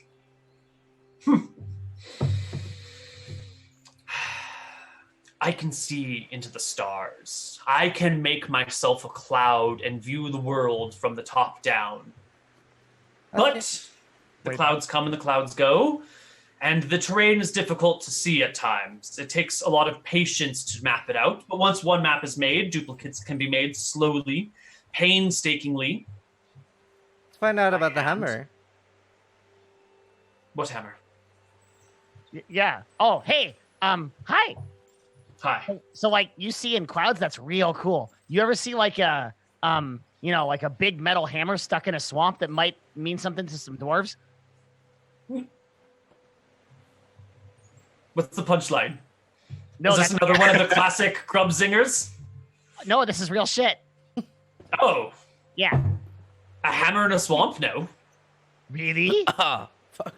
It would have been a long time ago, like maybe 600 years. Before I was born? Yeah, but you're like a wizard. Don't you like go through time, man? Are you looking for a hammer in a swamp? Which swamp? There are 3. I point towards this one. Yeah. It's the one northwest of Riki. A hammer? Why do We're you not just looking make a new for- hammer? The hammer of an ancient Dwarven king. Named Zoran. So they said that they fought some big creature with lots of heads, and then it like I guess they everyone died. And then the hammer fell into the swamp. And now they don't want to look for it because they don't want to get wet because it's icky. Sounds like a dwarf. Right? Well. There is an ancient city, ruins, in there. The ancient town of Portheus, I believe. He points to a spot on the map, and I've marked it there for you as well. Oh, wait, Portheus. Yeah, that's where the dwarf said he was going. What's that town about? Before the storms came and the mountains rose, it was one of the many civilized places in the world. Back when this was flat land, rolling hills, green pastures, whatever that means. You want to find a hammer in the hole of a swamp. Yeah, but we think we got an idea. Cause like I can talk to the ground, and the ground will tell me where it is. Is it a magic hammer or a regular hammer? Probably magic. Probably magic, in some way. It was done by a dwarven king. The wizard sort of looks to a few of the other standing acolytes. They have dark, furrowed brows. The wizard says, when the storms came and the mountains rose, a great beast came out of the sea and attacked the town of Portheus. It said to have many eyes, many mouths, all attached to weird fleshy appendages. A ball of death, they called it. It has long since died, but its offspring remain generations later. If this is a magical item, one of these great beasts probably has it. Are you familiar with the legend of the deep spawn? No. Deep spawn. He murmurs. Yes, the deep spawn. He will bring you actually into the cave, into that like town hall looking place that we talked about earlier. Cool. Well back into it, down a couple of staircases and into this room deep within the cave that feels different than any other place you've been. There's like almost an invisible barrier that you walk through where all of a sudden the humidity drops. And you're used to the jungle life. It is always 70, 80, 90, 100% humidity. But you walk into this room and the humidity is like 10%, 20%.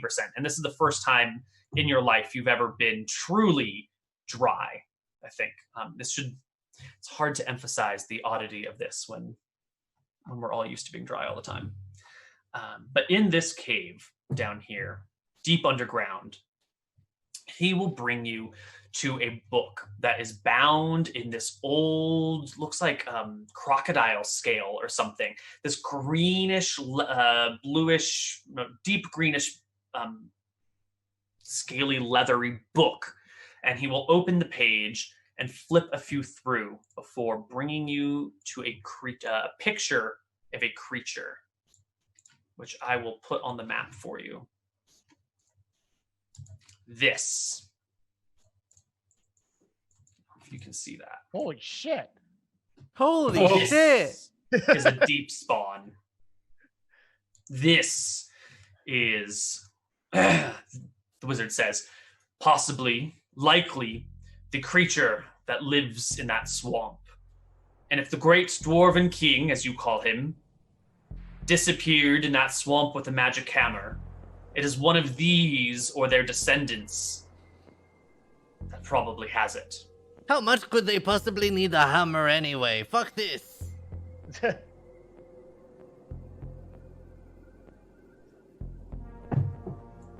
Well, The deep spawn are dangerous.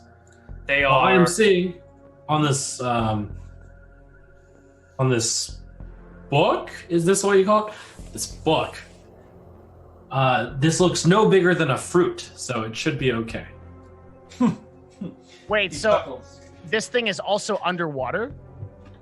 Yes, they are aquatic creatures, breathing we're air totally and fine. water at the same time.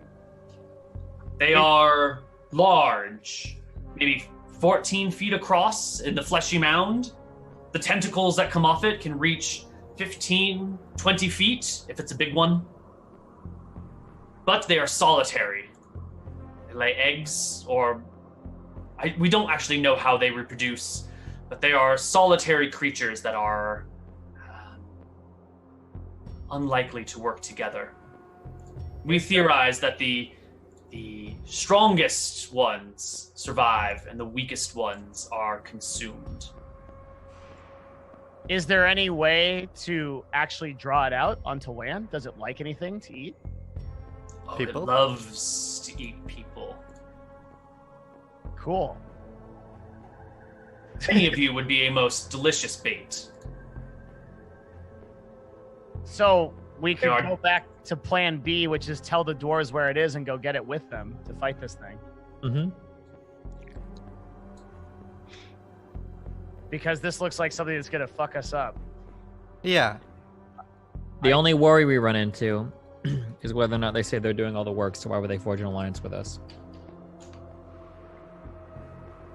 Maybe we could dig a hole. In a swamp? I'm joking. Well, we could tell them that only we know where it is, but that's a lie. Well, are you the sort of people to do the bare minimum to get by? Yes. Yeah. So I don't understand. So, Walked right into that. yeah, we go get the dwarves. The dwarves go with us. We go take out this thing, and then it's like us fighting together is like the first test of the. We get them their hammer back. They'll never talk to Riki people. They already said they don't like the wizards. Well, the question is, how many of these creatures are going to be in the swamp? They made it sound like they said just this dude. there's just one of these. The way that he was talking, I couldn't tell if there was like one boss of these or. They're solitary creatures. They usually only one will exist in a large area. Okay, in a large area. Okay, so if there's just one of these, theoretically. Okay, here's something we haven't talked about before. Druids, when they transform, all the items on them become part of their animal or whatever, right? They like take them in, right? Okay, what is the reasonable limit to that? Like, let's say, for instance, let's say I just fucking hand 1,000 pounds of shit to a guy. He's ultra encumbered, and then he turns into an animal. Does he just magically have that, or what?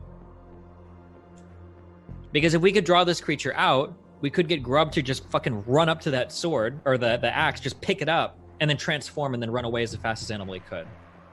And then we just flee.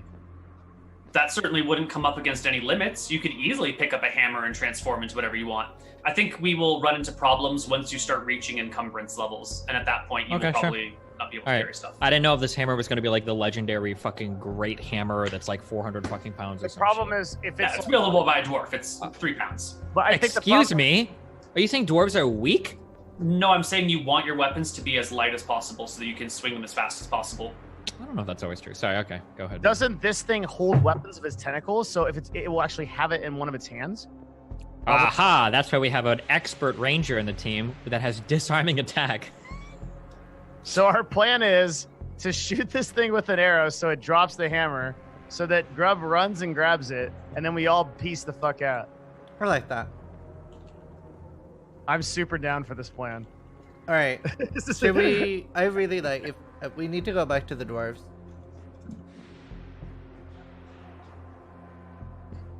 Okay. Yeah, I need. Are we gonna ask the dwarves for help if this is our plan? We have to decide if we want to do that. Yeah. Because the risk you're going to run, my guess is going to be that the dwarf response is going to be something like, okay, that's great. Like, if we wanted to go to the forest and sacrifice a ton of our people against a giant monster, then why the fuck would we need you for an alliance? Like, thanks for the info. We'll trade you an item, but that's it. That would be my guess for how that combo would turn out. We could try it and see what they say, but, like, that would be my guess. Right? I mean, this thing also looks like really fierce. This isn't something we instantly need to do. We can go to the Hobbit town and see if there's anything easier we can do in Bastion. And maybe go when we're level 5 or something? Yeah. Is one level going to make a significant difference in terms of how we approach this? Yeah. I mean, at level 5, I get a double attack. Like, I hit twice. And I think... So in terms of double attack, are we really going to try to kill this? Is that the goal? No, more importantly, Grub can transform into something tougher, I think, right, Koibu? Sure. At level 5? No, it's going to be 1/3 your level, 1/2 your level? What is your... Hold on, we should double check that. What can you transform into? You're a Circle of the Moon or Circle of the Land? I can never remember. Moon Druid. Moon Druid. So there's that special CR thing where you can transform. Right. Yeah. Yeah, what does it say though? Let me see. Druid. It is... Max CR is... Where's it hiding?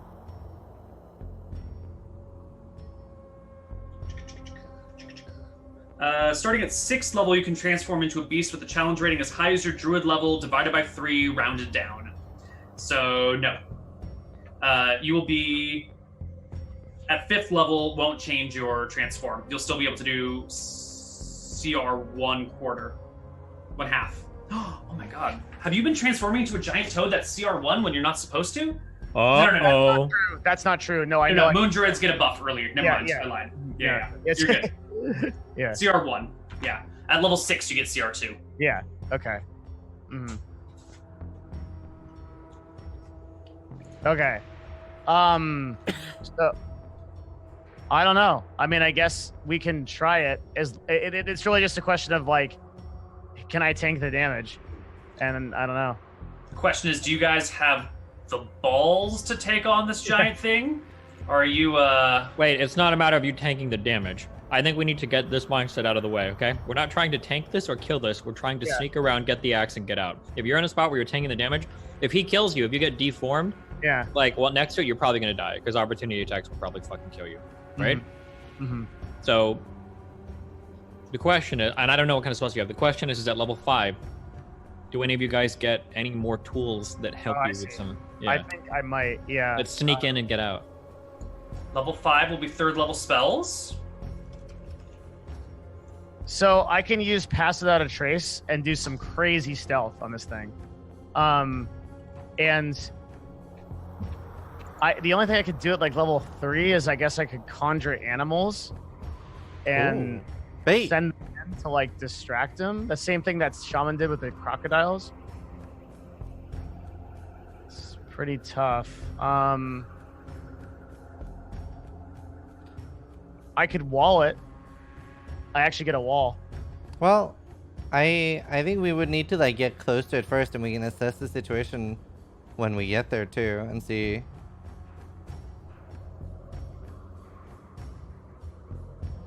But I think either way, we need to like get moving. Should we just like do the full rest now?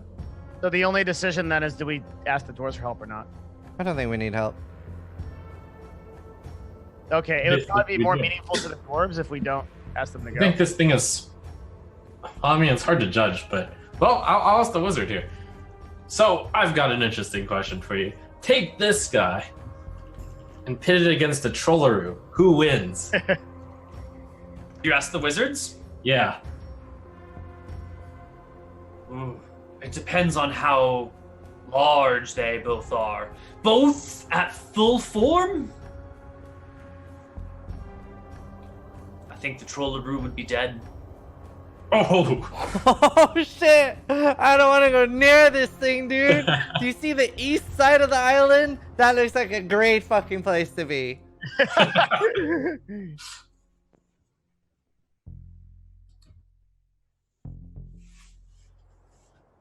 Then again, Trollaroos are strong. They put up a good fight. They regenerate. These beasts do not regenerate. Do you know what doesn't regenerate? Hobbits. I'm sorry, you mean halflings? Same thing. Yes, identical, but one of them is copyrighted and one of them is not. One of them we can't use in this game because Okay. Tolkien's estate won't let us. Okay, fair. Is it safe to say this thing's been alive for 600 years, so it can probably No, cast? no, like, this is its offspring. Oh, okay. So it's not like a 600-year-old like No, no, level 9 fucking. Okay, yeah. no. The Okay. OG is dead. All right. Yeah, I think we just rest, I guess. All right. Why did- you guys what- can take a long rest here. No problem. Oh, I guess I'll ask the wizards here. They would know best. So, suppose we value this map a lot. Is there some sort of carrying case you can give us so that it doesn't rot away? They will give you a leather case to bring it in. Good call. But the rain, the humidity, all of this stuff will eventually wear at it. If the carrier of this case falls into water, it'll basically be ruined entirely. So care for it, and eventually it will degrade to the point of uselessness, which, because it's awkward to like degrade your actual map, will just be like one day the map is no longer useful. And we're gonna have like a binary, it works or it doesn't state, even though there's probably some degradation. It's just too complicated to actually make happen. Can Do you think we could also get 5 of these paper? Please? We could make you 5 sheets of paper, but what would a man like you do with it? Well, if you could give us one of the things that draws on the paper, we could try to do a very rudimentary drawing of it. Wait, why not ourselves. just come back to Reiki every time we need another map? It's not gonna be that often. It takes a long time for us to make them, and we're not happy to give them out to you willy-nilly. They're But that's what priceless. Friends is all about. And you will have to earn that friendship over time. You've done good by us thus far, and we are happy to give you this one, but do not take our time as mere trinkets. Are you happy to silly give me gift. some more javelins? These guys are spellcasters. Yes. Huh? Our guards have a few javelins. We could spare them for our dear friends and soon-to-be allies who will venture for the other lost spell books, right? Awesome. That Yes, is that's still what we're on the doing. table. Can I get 5? Yeah, we're gonna do that. You're going to do that. Do what? It is number 1 on our mission. We're looking for it right now. I thought you were going after the dwarf's hammer right now. We heard there might be information from tablets from the dwarves. Yeah. Oh God, why? He looks to the rest of the party and then lays eyes on Zai and says, "You've always been truthful with me." Yes. What did you want to know? Is this still a priority? Of course it is a priority. Is it your present task?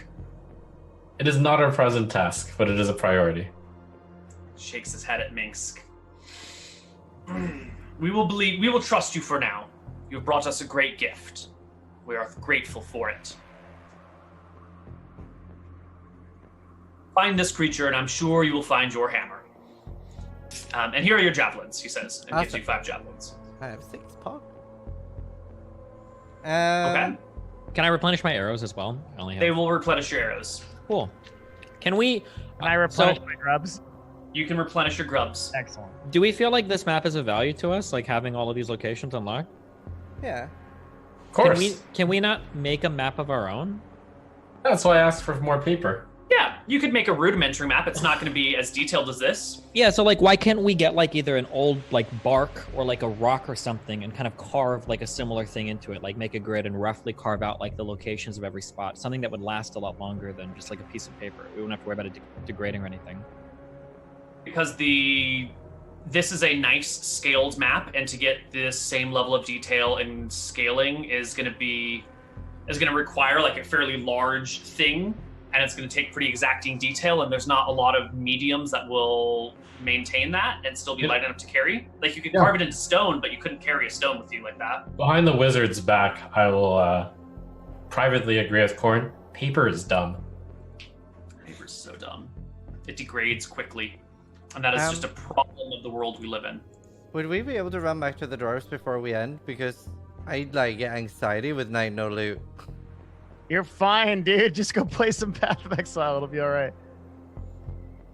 You guys want to head back to the dwarves? We'll have to do some encounter checks to see if you get any trouble. Mm-hmm. But everyone, please refill your hit dice, refill your HP, refill your spell slots, refill your rages. Wait, I'm but it going has to to just- be 2 weeks for like. And I'll ask, did you need our escort in order to get your daughter as the diplomat to Yaka?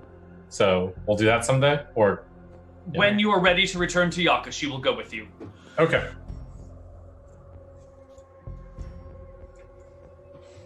All right. Over the next week, I draw a really crappy version of this map. All right. You draw a really crappy version of this map. Cool. Isn't it going to take 2 whole weeks to get the Dwarven armor stuff you said, or multiple? Yeah, but we can just skip 2 weeks here in Riki without any problem. We can snap our fingers and 2 weeks can pass. Let's do that. All right, 2 weeks later. Everyone, Wait, why are we staying 2 weeks here? We have to. It takes 2 weeks to get the shit built. Oh, I see. Okay. Okay. We moving? All right, give me an encounter check. A D20. As you set out into the jungle on a warm morning where the fog that rolls through everything Wait, reduces. I am way visibility. too curious. Sorry. What's this blue dot to the right of Yaka? The blue dot is Hearthhome. This is a place that you are aware of, but we haven't really talked about yet. These blue hexes are ancient ruins. We have like 3 types of settlements that you'll see. The gold are existing civilizations. The gray are recent ruins. And the blue are ancient ruins. Hearthhome is an ancient ruin near Yaka. There's not much left of it. It's one of those towns that existed before the mountains came, the storms came and the mountains rose. And this is just one of these ancient ruins lying around. Cool. Okay. better. Okay. Can I get? Did we get a d20? The first one. You can go ahead and move yourself 2 hexes. 1, 2, and the second d20 roll. Dun, dun, dun. I want to go to bed. God Oh, damn don't it. worry. I need loot. Fuck, dude. I'm literally working 14 hours a day. I hate you so much right now. I'll buy you a Is that pizza. a bad numbered roll? That is a terrible roll or a great roll, Uh-oh. depending on your perspective. Let's do it. Bring out the Choru. I haven't- Bring out the Lich. Okay, so we are walking through the jungle. What are we coming across here? Oh, no, no, no, no, no. All right, you're coming on through the jungle, guys. This was a fun one to set up. And our marching order, as we discussed earlier, has our gobbo in the very front, right? Right, all around Grub? with running. Yeah. And it looks like I'm number 3, Corn's number 4, Uh-huh. Number and Fizz 2. number 2. All right. So this is one of those brilliant opportunities where the party is walking forward. You're moving between these 2 large rocks in the jungle. And as our dearly beloved Grub steps through a slot between 2 rocks with his amazing 20 perception, passive perception, you spot to your left, crouched in ambush, is a small group of displacer beasts. And to your right, a little bit of ways, crouched in another spot, is a different group of displacer beasts. Or maybe it's the same group and they're just slightly split. But you walk past these stones and all of a sudden you can see them. There they are. A group of 3 up here and a group of 2 down here. And unfortunately, there was no way to spot them until you walked right past these rocks. And I think we're going to have to end on a cliffhanger here because this is a real battle. This is not some chump change battle. Yeah. Wait, a real battle?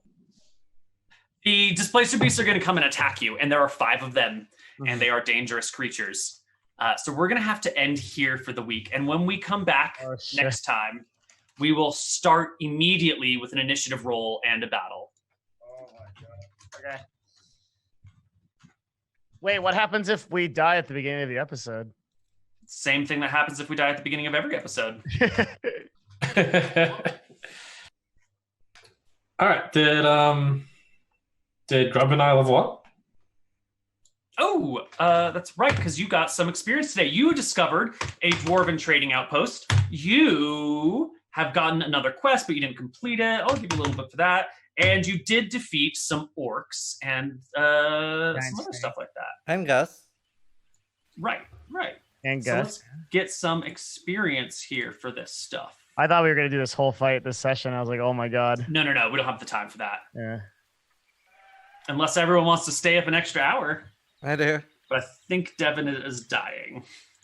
I'm so sorry. This is already a very difficult time for me, and I've got to I be up at know. 9 tomorrow for my work. Like, I can't do it, All guys. good. Yeah. It's all good. I'm We really need to end on a cliffhanger anyway. Ooh, that is too much.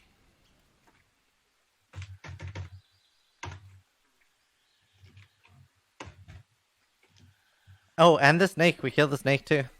Oh, good call. Good call. And I think like we got like an alliance bonus for like getting the dwarves to be friends or something. You're working on it. You haven't earned it yet. Yeah, that's true. Do I get like a role playing bonus for Gus? I do factor in role playing. Oh, you into do? my thing. Oh, absolutely. It's not just combat XP. You get role playing XP. You get discovery XP. Whoa. Yeah, the XP process somewhat secretive because otherwise people just backseat DM. Yeah, but I love encouraging RP because I think that encourages RP. Oh yeah, you get RP bonuses for things I find fun. So like the Wrestling match? wrestling match, that's the word I'm looking for, is definitely worth some XP. There's some fun stuff with the little gerbil hamster that gets some XP. Yeah. Does everyone Really? Negotiations. Yeah. All the stuff gets factored in. But some people don't RP. Okay. Sounds fine. Oh, good. We're leeching off of Minsk. Yeah, we're good. Good job, Max. So will everybody please take home 1,320 Whoa. experience points? 1,320. Yes. What do you Ed says? 4,795. Does anyone level? Yeah. That's 7,000 to level 1205. That puts us at 5. Yay. Woo! Well, there you go. So, welcome to Character Mancer level up. Should I? Oh, what? What is that? Something's What button happened. did you get? Don't push those buttons. Wait, so how much do we take home? Help. 1320. 1320. Do we know exactly what we need to do in order to make it, if we die, we come back at level 5? Koibu, I fucked up. I fixed it. Okay, so don't click that button. Yeah, you want to okay. click the gear above it. Okay. I'm sorry, what were the other questions? I blanked on them. Do we know what we need to accomplish in order for characters to be coming back at 5? You have to add a new town to your network. It has to be like a fully allied town. So Riki is not yet one of your towns. It is What about a the town we took process. the green dragon out of? Yeah, that's why these guys came back at level 4 instead of as level 3. Oh, that's cool. Good rule. Right. I like So there are some towns will be easier to add to your network, and that will give you easier level bonuses. Some of them will be harder. Like Riki, you need all those books, all those big things. So they're not going to be added probably until pretty late because you got to find all that shit. But presumably also like we can add like a wizard class or something with it too. So there's other benefits. Exactly. And if you can unite all of the dwarves together, that'll count. And forward an alliance with them, that'll count as a town as well. So we're making progress. We should go talk to the individual towns like the halflings and stuff because maybe they're easier. Yeah. Yeah, I mean, there's a lot of travel time to visit all of them, so I don't think you can get all of your options at one time. But let's do some quick leveling here. Zai, you want to roll for it, or you want to take the average? Of course I'm going to take the average. I'm not dumb. All right. What about you, Devin? Boring. Wow! I too am not dumb. I've learned my lesson. I'm taking the average, which is what? So disappointed in both of you. Same. Yep. Good. 5. It'll be Good. 5 for you. I'd rather be I'll cry on the back of my live character sheet instead of my dead one. All right, so you should have 34 now, Grub. Max HP. 5 hit dice. Awful. Yeah. And you will have to add a spell and pick a spell if you want, I think. And also you could have reorganized all your spells because you get to repick your spells when you level or when you take a long rest. So if you want to change up your spell slots, your memorized spells, that might be a good thing. Do I get 2 spells at 3rd level or 1? 2. I get 2, yeah. Yeah, it's already on your sheet. If you look at it now, you'll see the math is done for you. Okay, so I'll figure out what spells to get later. Yeah. Mhm. Does anyone get any fun stuff at 5? I Zai, do. what do you get at Extra 5? attack! Yay! Nice. You get an extra attack, and you get a stunning strike. What does stunning strike do? I should have 37 HP. We didn't have my con. Ooh, good call. Mhm. What does stunning strike do? Stunning strike. So I can spend 1 sheet to try to cause the enemy to be stunned, which means they are incapacitated Ooh. for, I think, a round. Yes, which is super useful. It means they can't actually do anything. That's quite good. What is it? It's a 1-hit KO, basically, Wow. for a turn. That's fucking awesome. Yeah. Yeah. Excellent. And Grub, what'd you get? Tell us. Nothing. Wow, that is really good. You get nothing. All right. Yeah. You get more spell slots, but that's fine. And that will be it for today. Eidolon, you want to walk us out? Excuse me? I'm sorry. Ouch. Ooh.